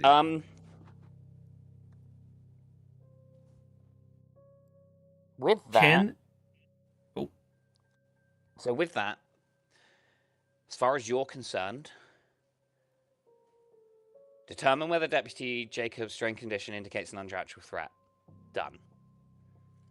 If it does, identify the threat and neutralize it. Destroy the body and minimize human exposure. Look for evidence that can justify restricting the investigation as a classified bioterrorism case.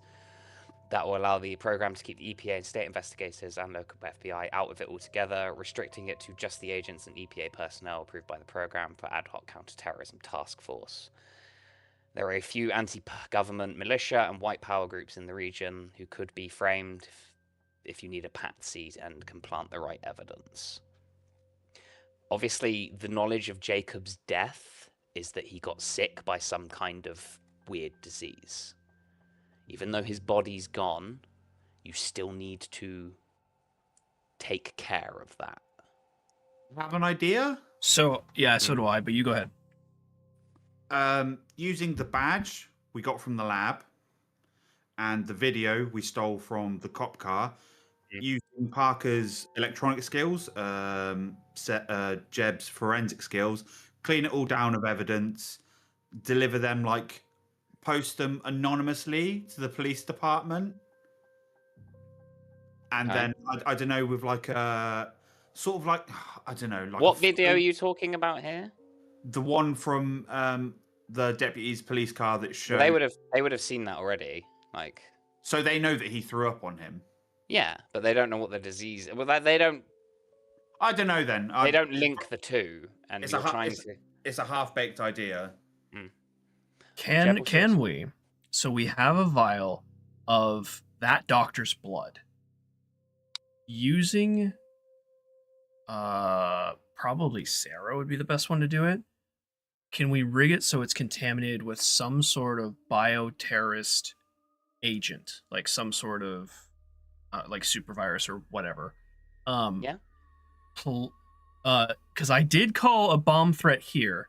Can we plant it as this doctor? Let's just say that that organization, the one with the K's, were hired that doctor, the one we were chasing here. Gent, thank you. To make a bomb for them. And God, and there was an explosion on top of the tower. Exactly. As well. Holy shit. And she was transporting it, and we caught up to her, explaining the cars ramming through, and she came here to try and get rid of us, and we tried to apprehend her, and the bomb went off. But it was en route to the major city. Working backwards, we found out that she fled when she was being chased, which is what led to the Devil's Tower. But beforehand, she sanitized the lab she was working at and killed everyone there when it was on a skeleton crew. She was the inside man, and she tried to clean the tracks. And you're gonna plant it on those fucking assholes that exist for some reason. Yes. Okay. Because they were trying to get a bomb to a major city to do something nefarious.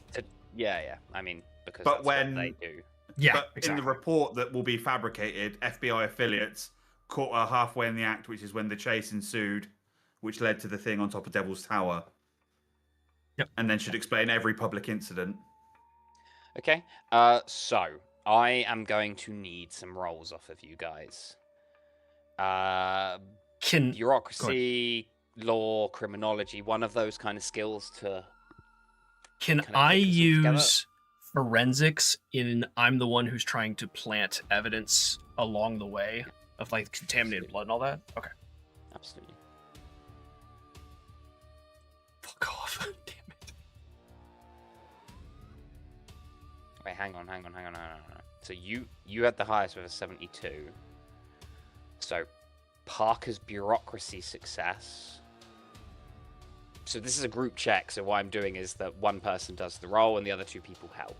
And each help gives you a +20, so you would have a 92 on your forensics. Okay, so I did pass. Okay. Yes. Because I assume Jed would be the one that you'd go to because he has the highest skill of those kind of skills. Yeah. Cool. Jed with his intimate knowledge of law would be able to fabricate it best while we try and help him. Yeah, absolutely, and giving your input where your skills lie. I love how Jeb only uses forensics to make a fake crime scene. Or, well, you've done it usually. You've done it so many times. I have, yeah. That's great. Okay. You, yeah, man, fucking...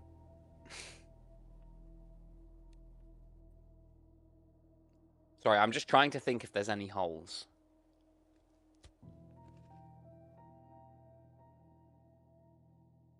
Oh, yeah.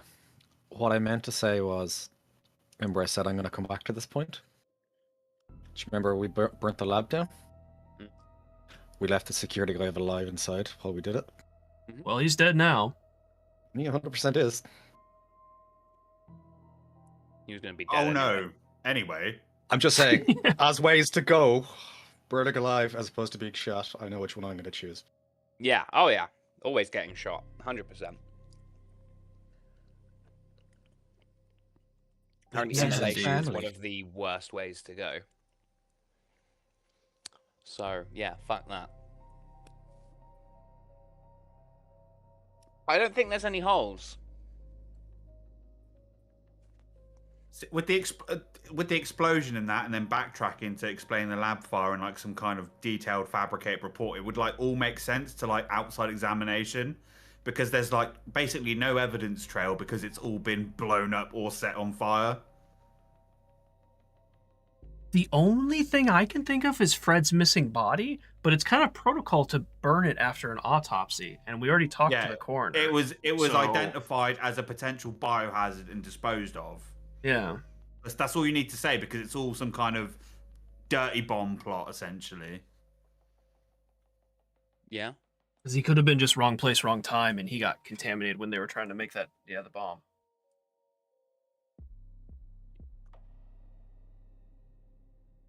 Okay. Yeah. There might be a hole from the RPG. Yeah, the Devil's Tower might have like a little crater on the top of it now, but it's fine.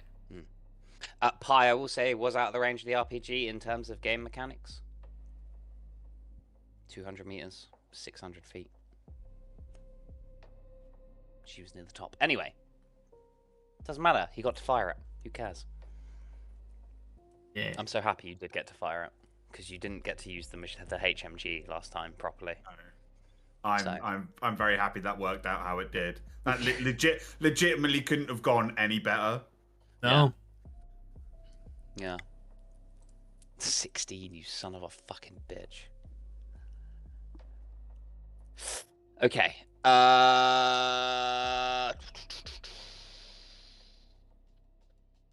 So you tie that up.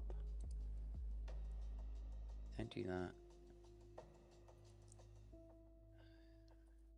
You got rid of them.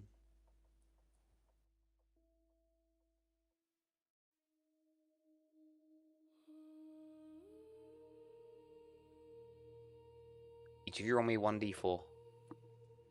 Not me. Who's rolling 1d4? Did you say anyone? Each of you. Each of you. Oh. Each of you. I want one from each of you.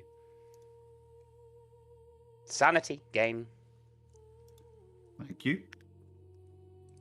There's a lot of sanity gains in this operation, apparently, in the Aftermath compared to other ones, because there's so many different objectives in it.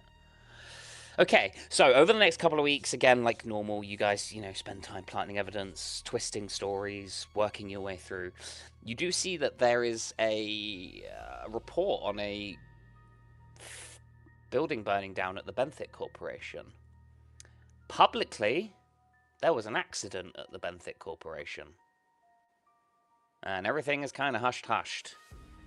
Even though you tell this to police and it's covered up, it is not released anywhere to public knowledge that this woman did these things.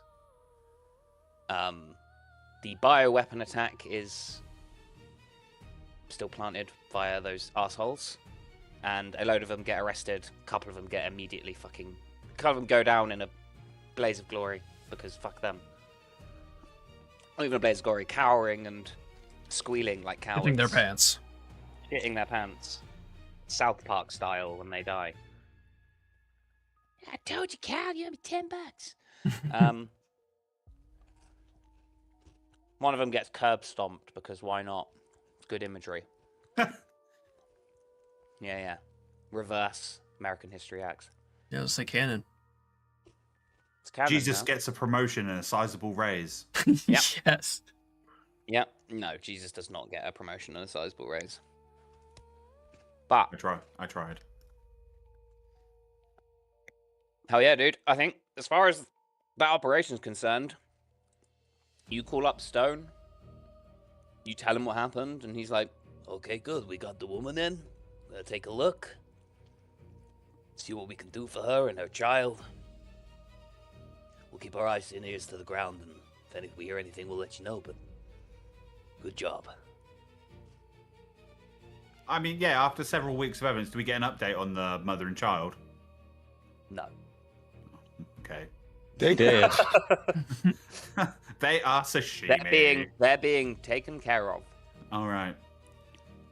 What's that art? Oh god, I can't think of the artist now. The one that does the slabs with the cross sections of animals. Oh, I don't know who that is, but I know exactly what you mean. You know what I mean? So, yeah. Okay, so let me just double check. Yeah, so I have the next op ready, have done for quite some time. Been looking forward to this one. If you guys wanted to start it tonight, we can. As we normally play for another 40 minutes, as seems to be the way, as we start up before. But we can do it at the start of next one if you guys want. I'm down for either. I'm also down for either. Well, you guys got to make a decision. And we're starting it now. Hell yeah. I am just going to get the chocolate out of the fridge first, though. I ate all my chocolate and I'm sad. Yeah, games are fun like that, Pie. Unfortunately, it's got to draw the line somewhere, I suppose. It is what it is. Are we rolling skills now, or are we just going to wait for the end of the session? Yeah, we can do that one. Oh, yeah. Yeah. I've only got 2. Got 5. No, you absolutely don't. Really? You failed an unarmed combat roll. Oh, I got 3, sorry. You failed an athletics I don't think I did fail in athletics. No, I passed all my athletics checks. Failed 1 unarmed combat, 1 search, and a drive. The only other one I failed was, I think it was intelligence times 5. You failed a bureaucracy right now. I did fail a bureaucracy right now. You are right. I have 4. We just look through the session real quick. I'm just having a look. No, didn't do any of that. Didn't do any of that. That's the drive checks.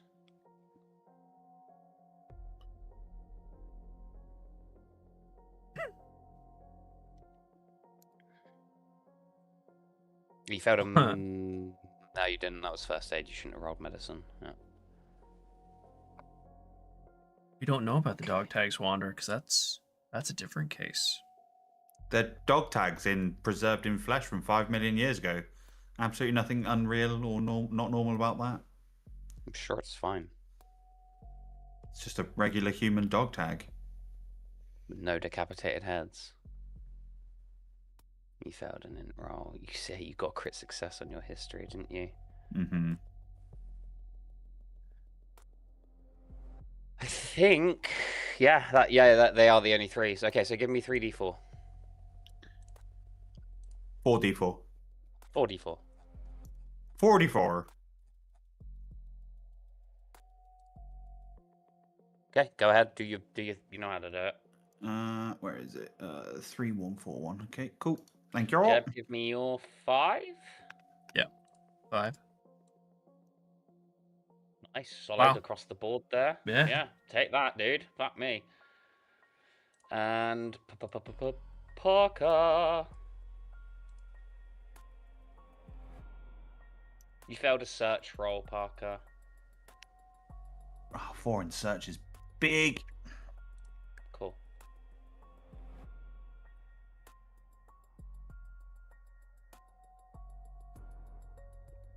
Good.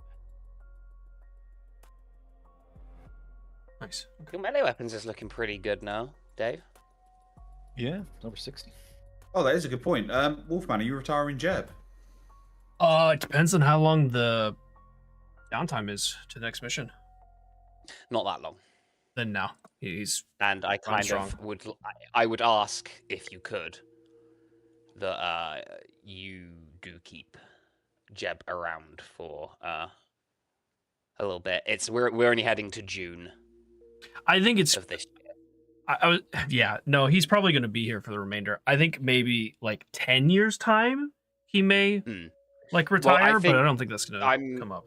I'm not going to lie to you. This campaign's probably going to end in like 2019, so only 2 years from now. Not a problem. Okay. He's a determined old man, so he's not retiring anytime soon.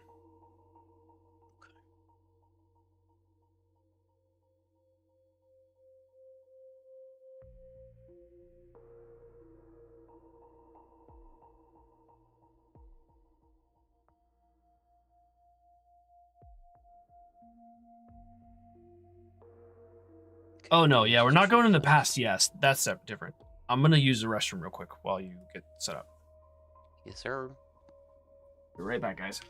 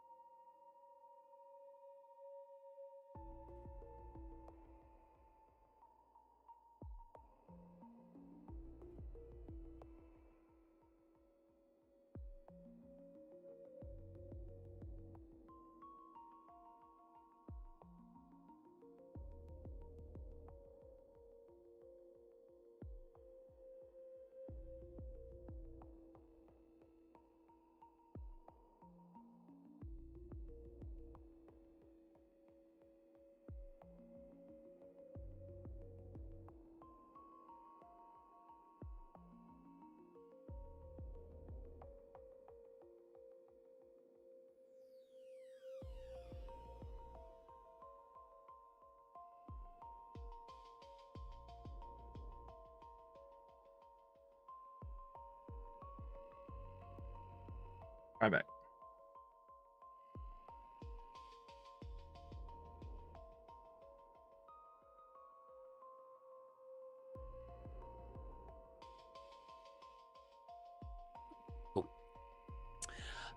So, it has been... Yeah, no, we'll do the opening like I like to do. I like to do the cold.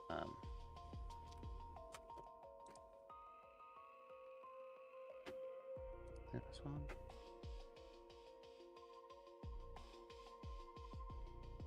Yeah. Okay. No, right? Rice Krispie sounds lovely. We smash cut to 3 months later.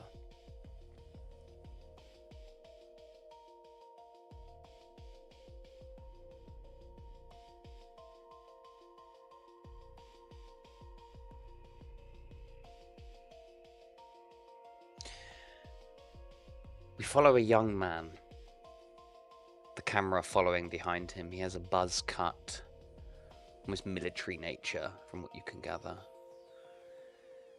And he's driving in his car.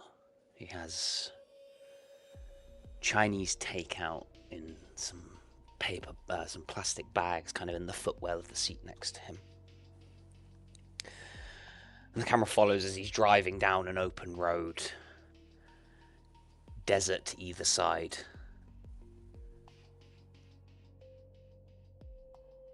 It is late at night. I say late at night, it's evening time. The clock on his car reads 8:35 p.m. Text in the corner, June 2nd, whatever. He continues to drive and it is quiet and he is out. You see a sign passes for Yuma, Arizona. Like you are now exiting Yuma, Arizona. And just before everything gives way to nothing, he stops outside a one-story house on a little patch of ground, pulling in from the back of the house off like a highway. Probably shouldn't be doing it, but you see pulls off anyway, gets out of the car, opens up a chain link metal gate, gets back into the car and drives into a driveway. Shuts the door behind him. He pulls out the Chinese takeout from the bag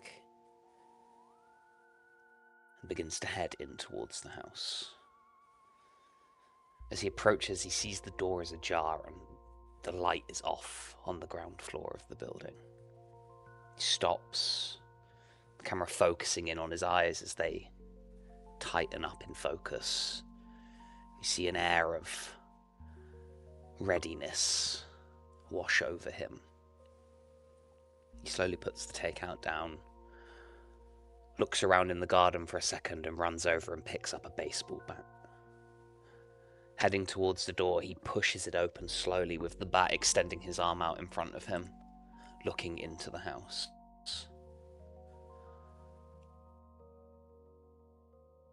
The camera is focusing on his face as his eyes go wide. No. Runs in. You don't see what's happening first as the camera's mainly focused on his face. It's panicked and scared. Tears begin to well at his eyes as the camera slowly pulls away and down. You see, cradled in his now bloody arms is a young woman.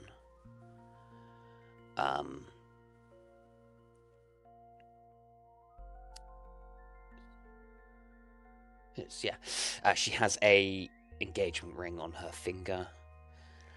Her lips and her eyes have been cut off away, so she is dead in a permanent open staring grinning rictus, and strange markings have been carved into her skin. No. He hears a noise, a bang, a smash of glass, looks through into another room. More blood.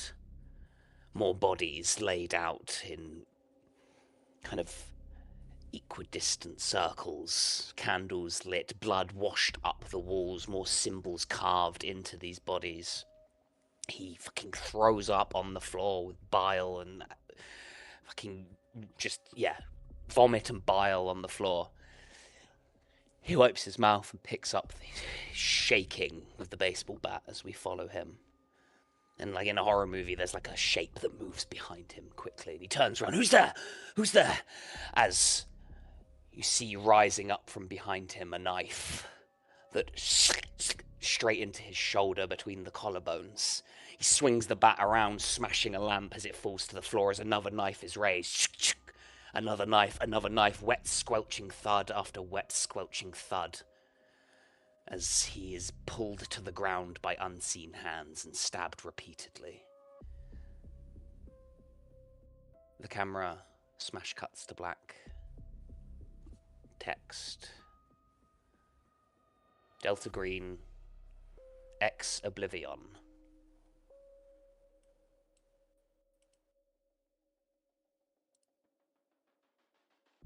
Bring everyone over.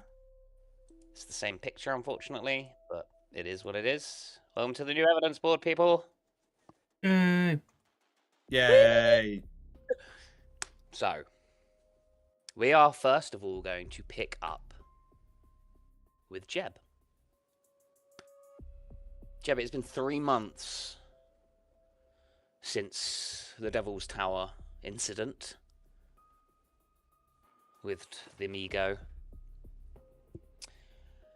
How have you been? Good, actually. He didn't think that the last mission, he thought it was kind of a cluster and rocky at most parts, but it turned out really, really well. And he's proud of that, actually.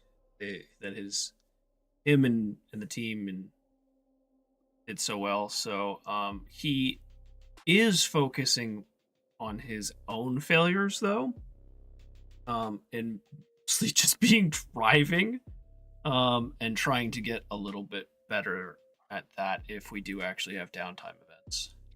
Yeah, we will be having 2 home actions as standard. Okay. Then he would probably focusing on himself, try to improve his driving and firearm. Going to the gun range with Archie, because Archie's ex-military, knows how to use a gun, so they're just shooting, just giving him pointers and how to improve his skills. Okay. So, give me both those rolls, please. You want to fail. Hey! Massive. 3d6 twice. 1 for firearms, 1 for drive. 3d6, okay, no, was that much. I don't know which one's which, so let's say firearms. 8. Firearms first, drive second. Okay, so 8 for firearms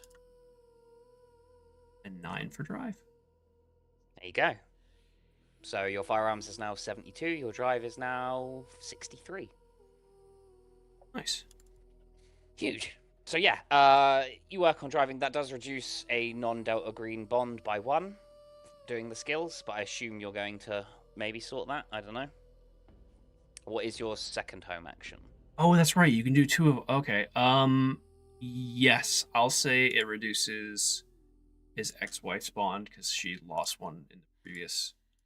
And I'll just try and repair that bond little by little. I'll actually take her out to one of her favorite things to do, which is the theater. So I'll take her out to the theater, and we'll just have a nice time and catch up. Okay. Roll me a sanity test. No, wait, hang on. Yeah. You 6. You regain 6 to your bond up to your charisma. So okay, she goes back to max then. Yeah. Yeah.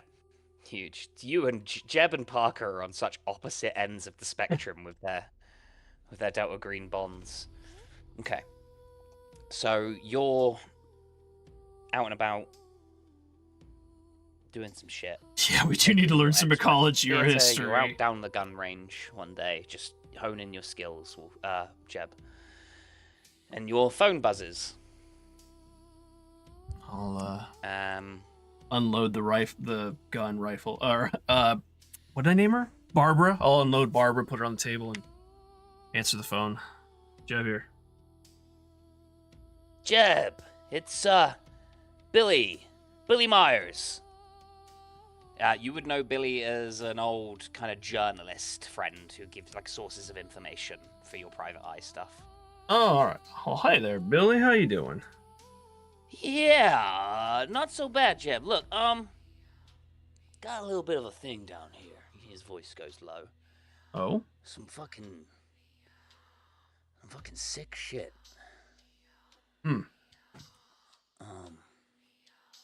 Look, if you could get down to 771 Palmer Avenue in Yuma, Arizona, this ain't exactly...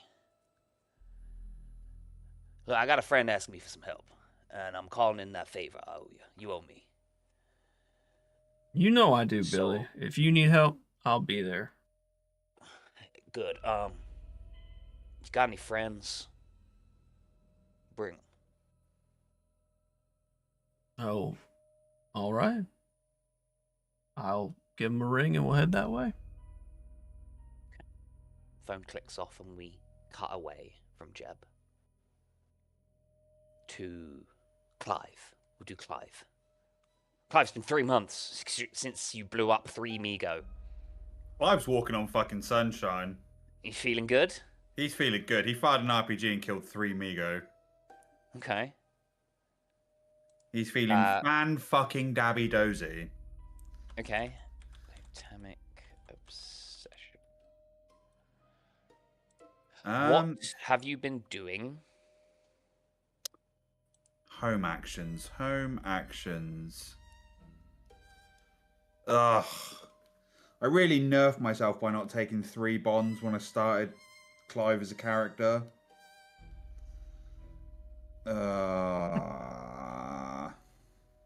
Got to fulfill responsibilities with Owen unless you want to lose a point from Westbrook. So if I fulfill responsibilities with Owen, that takes away from Westbrook. No. All right, so I'll fulfill responsibilities with Owen. Okay, so give me a sanity roll. 1d6. You regain 4 up to a maximum of 7. So he goes up to 5. Woo, good, because Owen was looking ropey then. I need someone. Yeah, as you finally check in with him, he rings you and you actually answer, and he's like, "I thought you were fucking dead, man. What the fuck? You gotta stop pulling this shit." Clive's just like, "Oh, I've been busy," and they'd be like, "It's not a secure line." They'd be like, "If you come up to the shack, you can have a beer, whatever. But I'll tell you about it. There's been some shit." Yeah, he comes up to the shack and you. Yeah, and he's just like, yeah, that explosion on top of Devil's me. You'd all be at full health, full willpower, by the way, if you haven't already done that. Cool. So you start to repair your relationship with Owen. You can try and establish a new bond. That's a 1 bond cost, isn't it? Yeah. It is a charisma test, however. Oh, my charisma is absolute AIDS. You can try and increase your charisma this time round with skills. Okay, I'll do skills. You don't have to. You can do other things. I'm just saying. No. It makes sense to up my charisma for future thing, because... Yeah, all right, I'll do... So I'll do skills. I'll do charisma. And dex. It's gone pretty well, Xeno. Charisma and dex. Pretty well. We completed the last mission. We're on to the next mission right now. How you doing, man? How was museum? It looks really fun. Okay. Unfortunately, Clive, such is the way in this game sometimes. You want a fucking 5 on your charisma, you unlucky son of a bitch. Honestly, given what happened with the RPG shop, I'll take it. Yeah, I mean, it is what it is. I'll take it. Worth it. Okay, cool. I drop Owen by 1. Drop Owen by 1. Okay, cool. We can say, like, it happens. So you still repair your bond with Owen. That 1 is... He just snaps at me a bit. He gets a bit sassy because it's been so long. Yeah, I mean, fair. Acceptable. Fair. Cool. Your phone rings one day, Clive. You're oiling Gertrude up. Hey, weird. But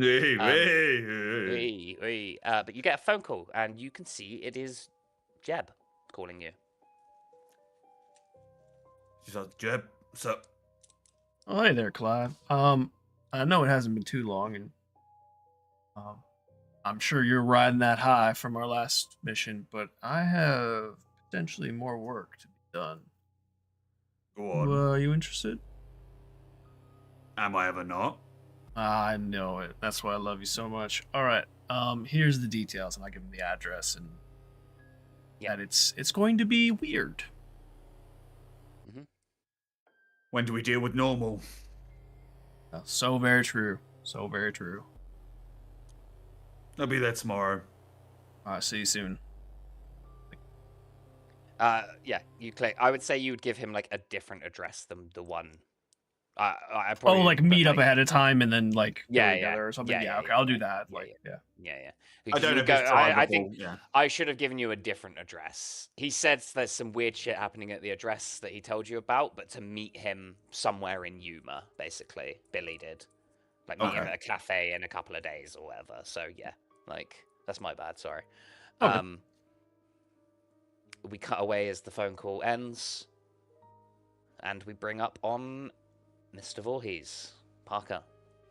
Yeah, his sanity is actually not too bad, so he's going to stop not stalking his wife and kid. He's going to realize that relationships are gone. Those relationships are gone. He's not going to get them back, so he's going to try and check himself back into the YMCA so he's somewhere to live, and he will spend his time doing two things: improving his skill or stat and staying on the case. Both kind of by the same thing. He's going to be looking for details of whatever that company was called. Breckenridge, was it? March Technologies? Or March Technologies, yeah. Because that's twice now we've run into them. Something's going on, so he's going to try and spend his time on a stolen laptop, searching for any information he can find on them. So first of all, what skills or stats are you improving? You get to pick two, remember? The skills would have been, I think, history. You can do two stats if you want to like bump two of your stats, just so you're aware. Yeah, I was thinking strength as well, but that doesn't really work with what he's doing. Will be nice to get strength still. You can. You just roll it. Doesn't matter. Because you can do two. Hey! You got to 9 strength. Hooray. I believe that's also another hit point for you. Yeah, you have 11 HP now. It is, yep. And, yeah, history, so what do I have to roll up, don't I? Yeah. Bollocks. Nice. 3d6. No, that's good. You want to fail. Oh, yeah, of course. Your history is now 47. Nice. Norse. You don't have any bonds to reduce. Yep.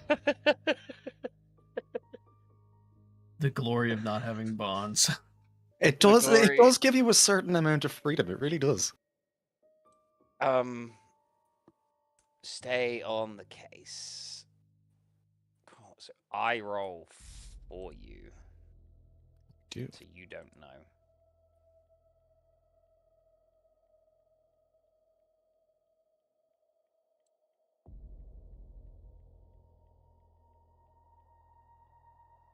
Okay. You regain 1 sanity, first of all, Parker.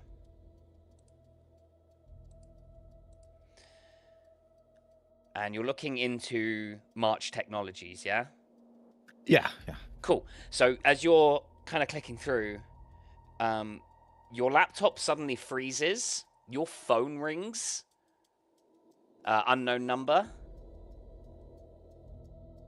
It's your Delta Green phone that rings. Yeah, I was going to say, normally Parker would not answer a phone call like that, but since it's a Delta Green phone, he will. Yeah. Picks up. Stop whatever it is you're doing right now. I mean it. I won't be able to stop what happens if you continue down this rabbit hole. Click. I take it Parker doesn't recognize the voice? No.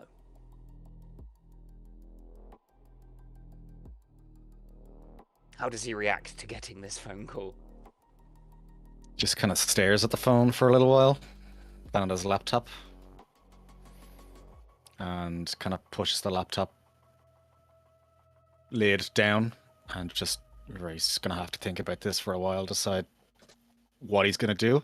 He doesn't have anything to lose, so he might just decide to barrel on ahead anyway. Okay. Whether you decide to or not, we can get to at a certain point. This is obviously happening, but yeah, this happens one night, and it kind of like, oh shit, like, yeah, you kind of realize, yeah, someone's calling you on your Delta Green phone to be like, stop what you're fucking doing. That's, it's not a great sign. Just out of curiosity, can you use SIG and trace the call? Oh, you can try, but absolutely not. Yeah, no, it is layered. It has got so many layers of encryption upon it, like you just have no clue. Didn't think so. A few days later, or a few weeks later, your phone rings. Jeb's calling you. Hey there, Parker. Hello. Jeb? Jeb's that you? That's me. How you doing, man? It was a lot better earlier on today. Well, I got some potential work for us if you're interested. Well, every time I come work for you, there's a lot of violence involved. I'm not sure I want that, but since when do we ever get a choice in this matter? Well, I mean, you do have a choice. This may not be official in the sense. Dave, if Parker wants to just stick to program operations only, you can roll a separate character for this operation. I'll have a think about that, but let's assume Parker says yes at the moment. Okay, cool. I'll give him the address then, yeah. Okay, cool. We can retcon it that it's someone else if not. It'll be just someone else Jeb knows that he can call, and that's how you get called in. Yep. Cool. Because, yeah, Parker doesn't want to do it for story's sake. You don't have to. You can just play a different character and then go back to Parker if you want to. Okay, cool. So you each make your way to Arizona, to Yuma. Do I have a map of Yuma? Is it just a picture of the sun? Because it's fucking Arizona. Sure, let's say that, yeah. It's just hot as balls. Just a picture of, yeah. Sun. So, where am I looking here?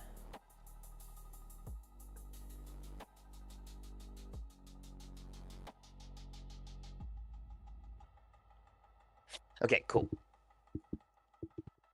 So, Billy would have told you to meet him at Toro RV Park and Golf Course in Flagstaff, Arizona. He's maybe in his mid to late 60s. He is a retired Delta Green friendly, but he's no longer part of Delta Green. And he was a journalist back in the day and kind of, got information, got shit, stuff like that. So you turn up, Jeb, I would say you're first, and Billy's there, drinking too much and slowly shriveling up like a prune left in the sun. Hey, Jeb, how's it going? Good to see you. Good to see you. Would you like a drink? Oh, with you, Billy, always.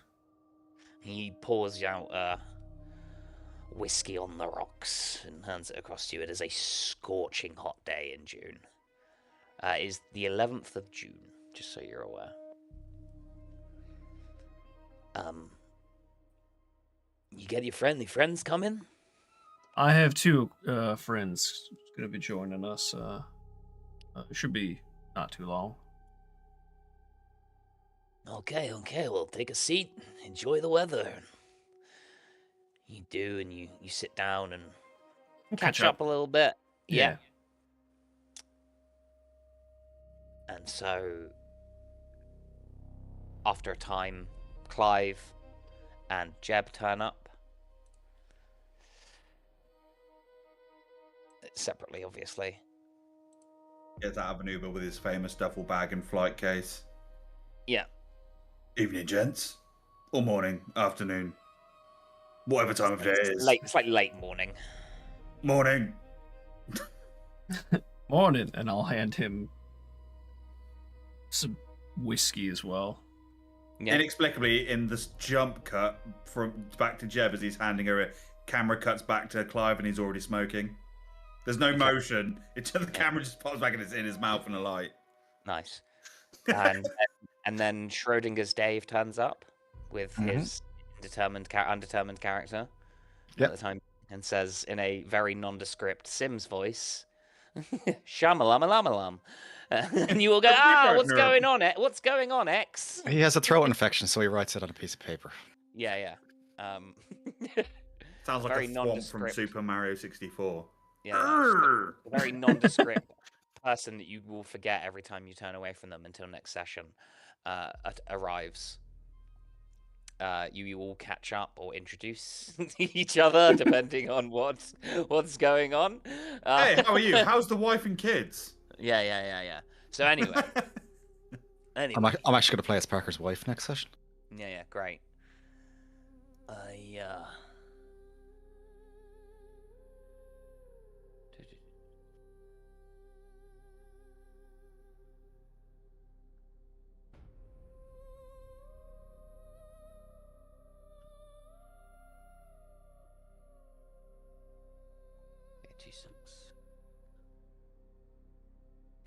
Okay, I got no idea what the hell's going on, but a friend of mine took me out for a beer the other night and showed me this case file. And I don't know about you, but it looks fucking weird. And I have no idea what's going on, and he hands you a case file and you see it says the Abril case. You have a look inside, and it details 6 murders that took place on the 2nd of June, I think I said it was. 2nd of June. 6 murders, ritualistic in nature. No suspects, anything like that. And it looks pretty fucked up. Like I said, I don't know what's going on, but during an old program of operation on a night I will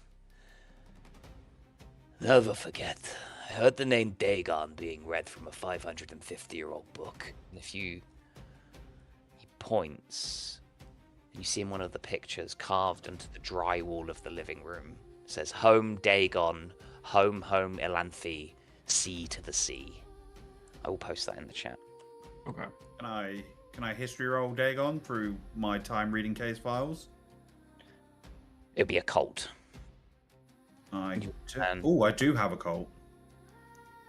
I have some as well, actually. Parker would like to do. I'll say it's Parker. Fuck it. Parker would like to do it as well. Are you bringing Parker? Yeah, I'll bring Parker.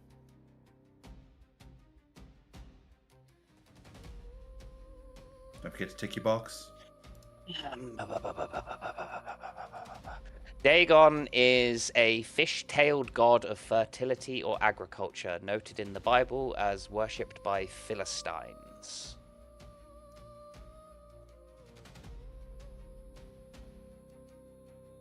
Like I said, weird, but I heard that name being chanted, being read from a 550-year-old book. I ain't said nothing to the police, but I thought I'd reach out, and I know this is kind of in your wheelhouse. Whether you take it or not, it's up to you, but, you know, you can't get caught, because... We're accustomed to that. I kind of just nodded Clive and Parker. We're very discreet. Oh, yeah? Oh, all right, then. Look, that's all I got for you, but I know the police are watching the Abril house, so getting in might be a bit of a pickle.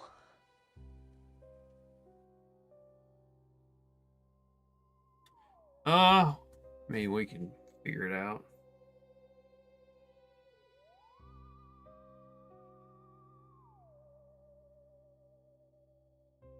I think I don't have any contacts in this, other than Billy. I don't have any contacts in, like, We can bureaucracy roll credentials from Stone if we ask nicely.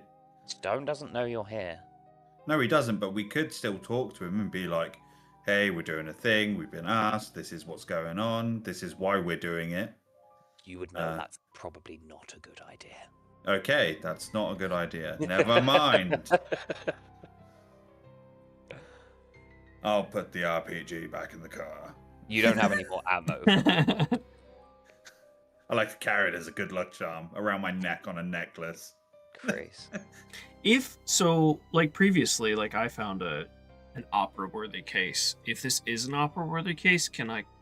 Well, I needed backup at the time. Could we call Stone and tell him that's a potential opera? Doesn't matter. Yeah, can we like requisition an opera? Possibly you'd need more information first, but yes. Possibly. Right, if we confirm that it is worthy. Yeah. Evidence. Okay.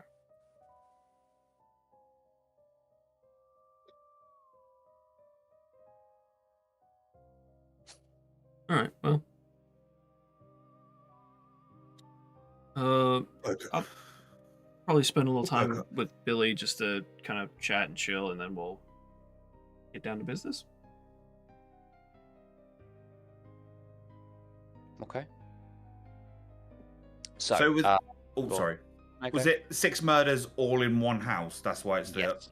Mm-hmm. List of victims? All family members? So the list of victims are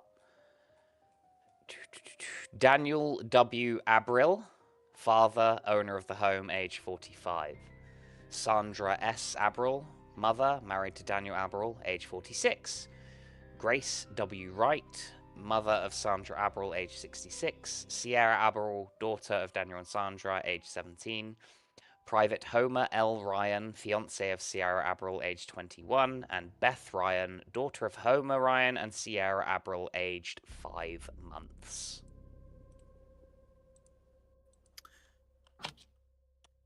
Is that all of the family? Is that in the file? Yeah. No. Okay. It says all of the victims were stabbed at least 60 times each. Jeez! Leaving the rooms of the house blanketed in blood, the lips, eyelids, and ears of the victims have been removed, and strange striated marks were carved into their limbs post-mortem. More than one detective noted the occult nature of the markings, signs, and names carved into the drywall of the living room with the words "Home Day Gone Home Home Yanthly Sea to the Sea." No credible witnesses, no clues, no leads to speak of. The crime hit the wire to police departments in the state. You were looking for a hypothetical drifter or gang who saw an opportunity and took it. Nothing else makes sense. Judging by what we've been presented, I think we're looking for a fully vocal llama. Fuck off. Carl! Oh, what did you do? I was hungry. I did not get that. My stomach was making the rumblies that only hands could satisfy. I came down the stairs, and he was standing there, and I stabbed him 37 times in the chest. It was terrifying, Carl. Your mouth unhinged like a snake. What is that? Would you believe it was strawberry jam? Can you hear that? It's the sound of forgiveness. That's the sound of people drowning, Carl. That is what forgiveness sounds like. Screaming and then silence. So good.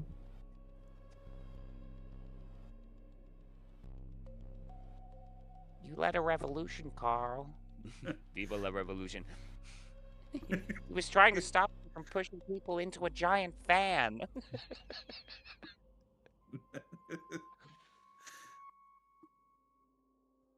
Okay, sorry, that was a terrible joke. Our family's been murdered.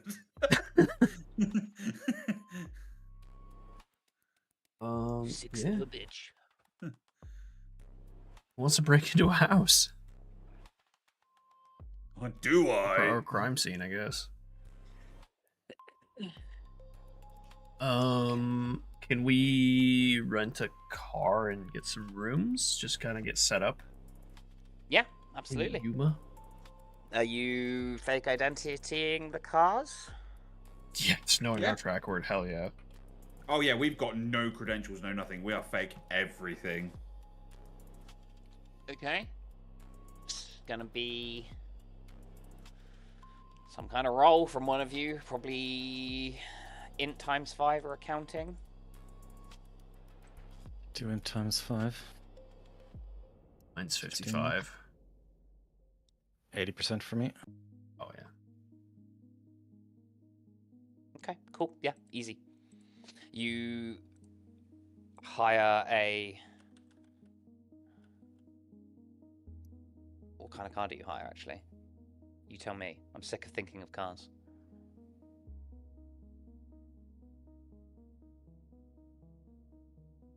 A Jeep Grand Cherokee. Jeep Cherokee. Oh wow! Yeah. Wolfman, my Let's guy. Okay, you get a Cherokee. Fuck's sake. Yeah, cool. Viable all-wheel drive. So the Jeep, you get a 2020. Sorry, not 2020. So when did they first start making the Cherokees? The Grand Cherokees, ages away. Yeah, ages ago, 1974. Yeah. So you get a 2016 Jeep Grand Cherokee, and off you go. You get a room in Yuma. They have new great Jeep Grand Cherokees. Oh yeah, we'll head off to Yuma. Okay, there are a bunch of hotels in Yuma. There are some on the outskirts of town, and there are some in town proper. What are you doing? Just so you're aware, Yuma,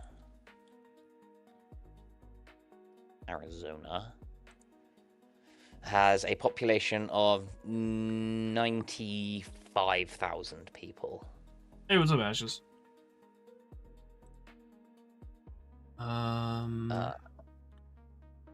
Does Arizona have concealed carry? Let's find out. Kristie.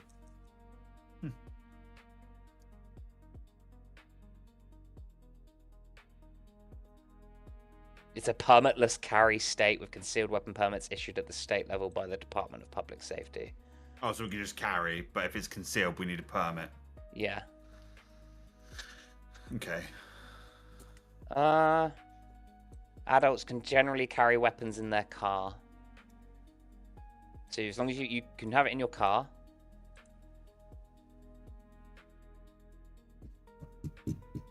Would being a PI or have a PI license exempt me from that rule?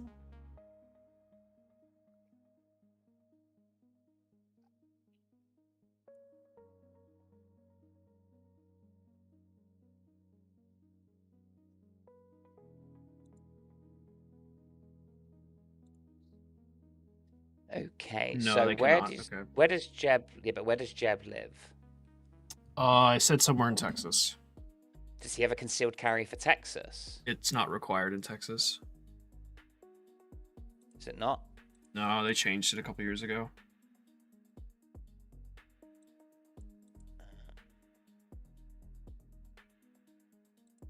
What is a shall issue?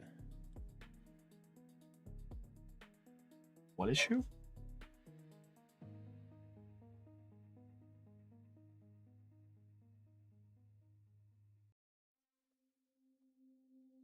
Shall issue means as long as the applicant passes the basic requirements set out by state law, the issuing authority is compelled to issue a permit. In other words, local law enforcement officials cannot deny an applicant a permit if the applicant meets all of the criteria. There are currently 41 shall issue states, including permitless carry states that issue permits for purposes of reciprocity, allowing residents of the state to carry in other states with favorable reciprocity. So if you can carry in Texas and you have Texas the is permit and you have the permitless permit, but when you permitless buy carry. a gun, because it says it shall issue here. I don't know what that means.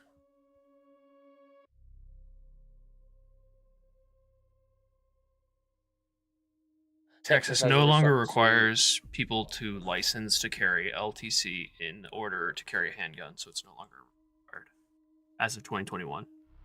Well, this is 2017. Okay, so if you have I a would have license had in to get a Texas, license, yes. then yeah, if you have a license in Texas, you can use that in Arizona. So I can Christie is carry. dropping knowledge in chat. Arizona does not require concealed carry permit for eligible individuals aged 21 and over, thanks to its constituted carry law. However, a 10 permit is still beneficial as it allows concealed carry in many other states. Yeah, okay, cool. Sweet. So you're good. You're good with concealed carry, basically. Yeah, no. But it's good to have a permit just because it allows you to get, to be like, I've got one, fuck off. Yeah. Right? I didn't mean that to go off on the tangent that it did, but it's a thing to ask. No, it definitely is because it helps me know, for you guys to whether or not you have your weapons on you at all times or not. So huge. You get set up. Did you say you were doing a hotel in or out of town? We hadn't said yet. Okay. In town, I guess. Hmm. We'll see why not. Yeah. Okay. Well, actually, where's the house located? Their house. 771 Palmer. I guess a Palmer Drive. Palmer Avenue. I'd want to be relatively close to that.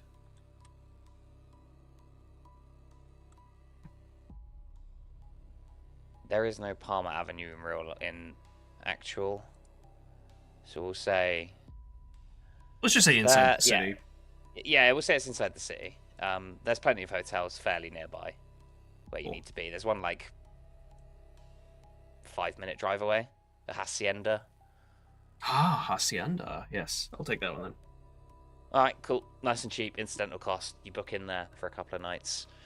You get your rest. You get ready to go out to the Abril house in the afternoon of the 11th of June. And we will end the session there for tonight. Okie days. Thank you for the session, Noodle. Yep, No thank worries. you. Thank you all. That was absolutely sick. That was good. Great end. Yuck. Yeah, what, so Extremophilia? Yeah, very good. Yeah. Yeah. Well, it was a mostly successful stealth mission into the lab. It just... So you guys, okay, you're so... You skipped so much by not going to the police when you first got there.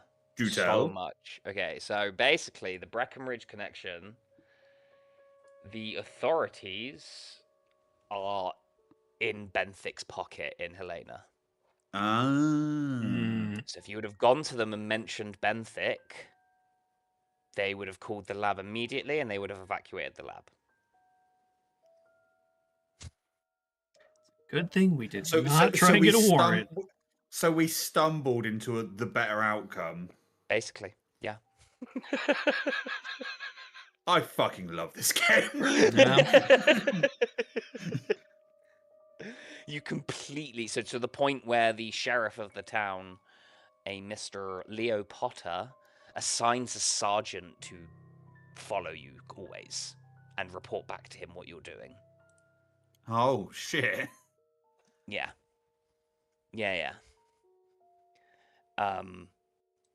See, the press are there with... Oh, Frank, had you not scrubbed... Okay, no worries, Dave. Just whenever you need to, no worries. Had you not scrubbed down the Jacob house, he probably would have come back to try and get an interview with Christina, which obviously would have gone badly as he would have gotten infected. I rolled a luck check for you, Parker, and for you, Jeb, to see if you got infected. You did not, either of you. You both passed your luck rolls. Hell yeah. You're right, I think you rolled a 13 on yours, Jeb, and like a 20-something on yours, Parker. Which was when you started bicarbing the fungus in the car, was when I rolled it for you. And when you took off the suit without decontaminating it, Jeb. You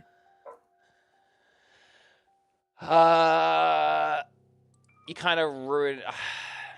I think I pulled the trigger on the doctor a little bit too early, the first doctor. I should have waited a little bit longer. He's the one that's meant to climb the tower. But I didn't want to not do that scene at least. Or at least, you know, if you had started shooting her, we would have just ended it then and there. It would have been done. But you wouldn't have gotten to kill any Migo. Right. I'm glad it went the way it did. Yeah. But, like, when she crashed into... She was genuinely, like, rolling failure after failure on the drive checks, but you just kept rolling worse failures. Yeah, mine was terrible. And so it was just like, okay, well, she's still going. And then when she braked into... When you failed your pit maneuver, I was like, you've got to have some consequences for this. You've just crashed into the back of someone, basically. I was going to have it that she tried to brake, and if you'd gotten the better roll, you would have, like, swung around her and gotten in front of her. But yeah, you failed, so you crashed, and it was like, okay, so that's going to be luck rolls now, because you've just taken a fucking big hit at, like, 70 mile an hour, or whatever. Right. Had you failed your drive roll to control the car, it would have been very bad. Yeah, and that like, when that happened, I was like, oh, there's, like, realistically, pit maneuvers on a highway and a high-speed chase are super dangerous. So at that point, it's just like, you know what, let's just follow her. And I'm glad you got... I was like, I'll let you do it. Like, I'm not good, but, like, you got consequences if you fail, which is you and Parker both took 3 damage. And then it was like, if you would have failed that drive check, it would have been a luck roll to see if the car started to flip. Yeah. Yeah, it like that level of... You would have really fucked it.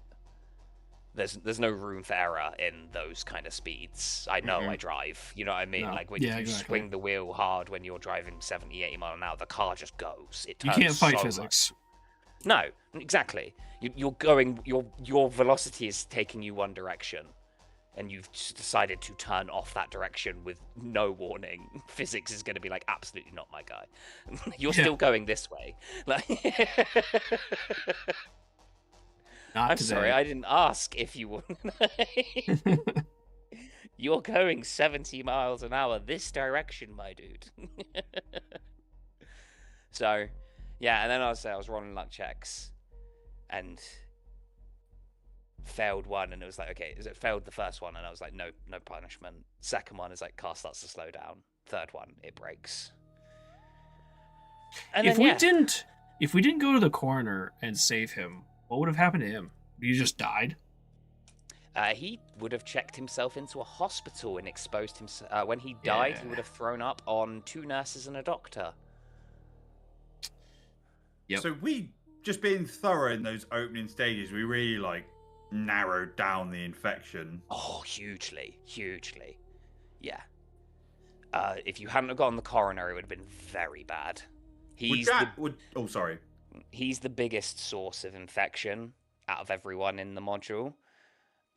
Christina, the mother, basically, so as you gather, the 2 doctors were basically turning into Migo. They actually were turning into Migo. And so they wanted the tape to be able to sing to the star people to ascend. You interrupted that ascension where they chop the top of her head off and take her brain out of her body. Oh. And then fly off and transform her in... Like, she transforms into Amigo, and then they all fly off. Or both of them, whatever, blah, blah, blah. When they... The Dr. McCaslan, the one that you killed initially, is, like, more kind of out of it than the Dr. Gent that you chased up the tower. When he kind of activates, so does Christina. And she goes to Devil's Tower to try and climb it as well, with the baby with her. And then, like, yeah, if she doesn't get to go up to the top of the tower, but then she's kind of out in the middle of bumfuck nowhere with an infected baby and also is infected. So it basically, the module says, like, she could be a source of future infection. Or she could just get picked up by the Migo and never be seen again. But you guys scrubbed that out pretty quickly as well, which was cool. I was giving you so many hints early on to the pit, and you guys just weren't picking up on it. Like, him and I said to you about 4 times, like, you know, if there's a source of lots of heavy metals around here, maybe we should look into that. And you guys were just like, yeah, cool. So anyway... Yeah.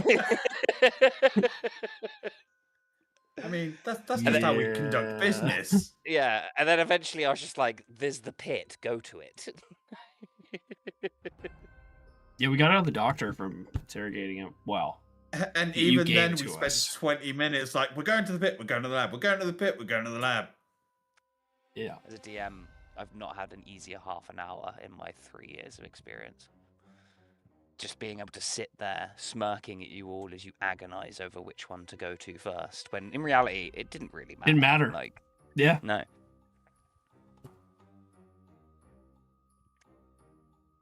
Yeah, very good. Everyone wants to know about the dog tags, but they might come up later. So secrets. Yeah, can't say. That's gonna drive Wanda insane. Can't tell you, Wanda. Sorry. Welcome to Delta Green. Tough. One day, maybe. One day. All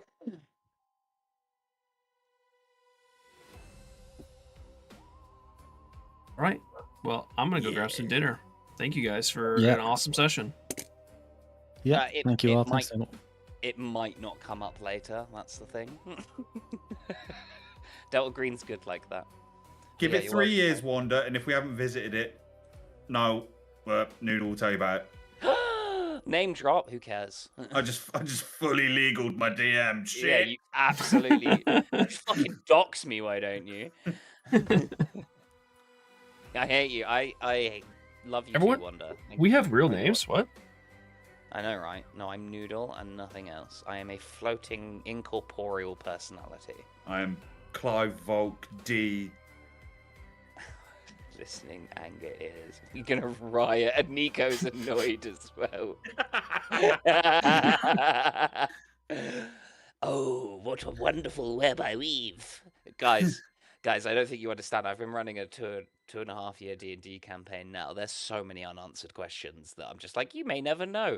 D still owes Mike's character a fucking signed copy of a book. I do own him a signed copy of a smut book. The Warmth of Passion, I believe it is, by Magnus Drake. How long did we hold on to the Black Pudding Witch? Oh, a year and a half? Yeah, a year and a half. Yeah, guys, you're not finding out what that dog tag is anytime soon. Sorry to say. Plus, my friend ran this op for his party yesterday or the day before, and he almost TPK'd them. So, let's fucking go. TPK. TP. Oh, I mean, I've already died once in this game, so let's go again. Yeah. If we TPK, that is the end of this campaign. My ideal of Clive becoming a handler becomes very slim after his death. It does. But yeah, if we TPK, that's it. Like, I'm running a new campaign. We're not bringing in new characters because it wouldn't be the same. And all right, so if 2 people die, whoever's left has to make it out. Yeah. By any means necessary. It's fine, guys. It's fine. There's minimal danger. Just don't fuck up.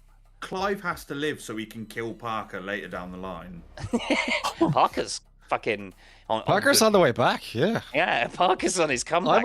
I was fully okay with Parker going crazy, batshit, dying, but yeah, he's actually going to outlive us all. He started with about mid-50s, I think it was, sanity, I believe. Yeah, 55. And he's back up to like 42 now. He was down to 23 at one point. I'm looking at my 81 being like, yeah, I'm pretty good. Dave, did I stutter? Oh yeah, if it comes to it, it's gonna happen. Because Parker's just gonna do something stupid that will cause Clive to just go crazy and kill him anyway. Just Ned Flanders in it from the bell tower. You know it. I'm gonna just say this. Yeah, this op is fucking great. I've read it through a few times now, and I've been excited to run it for you all. But it very specifically says, like, this is a middle of the campaign operation. Do not run this as an opening operation. It's like, oh, fuck. Anyway, people were going to leave. I'm going to bounce. Yeah, I'm going to grab some dinner. Thank you, guys. Peace. Later. See you guys. Alrighty, y'all. do it for today. That's gonna do it for today. Let me close stuff on the wrong screen. All over the place. Thank you guys for hanging out with me. Pleasure as always. That's the wrong screen. Absolutely wrong screen. What am I even looking at? Why is Daisy on the outro screen? That's crazy. That is crazy. Let's change the tunes for the outro, shall we? I'm glad you guys are enjoying. I love Delta Green. It's so much fun. So much fun. So unhinged. All the wrong scenes. It's true. Tomorrow's going to be a little different. I am not streaming my normal times tomorrow. Tomorrow we have a night stream. A spooky night stream. I don't know how late, because we're not getting actually that much snow tomorrow as originally forecasted, from what I've been told. So I honestly, it might take us not that long, just a couple hours, and I'll be back. And if that's the case, I might stream early, but I kind of doubt it. I think we're just going to go with the time that's scheduled right now, which is tomorrow night with spooky stuff. Yeah, hopefully you guys are enjoying the journey. Unless you yell at the screen, you are always welcome to yell at the screen. Absolutely always welcome. All right, guys. Well, thank you again. I hope you have yourself a fantastic rest of your day. Hopefully I see you tomorrow. But as always, be sure to love, shout. I'll see you next one.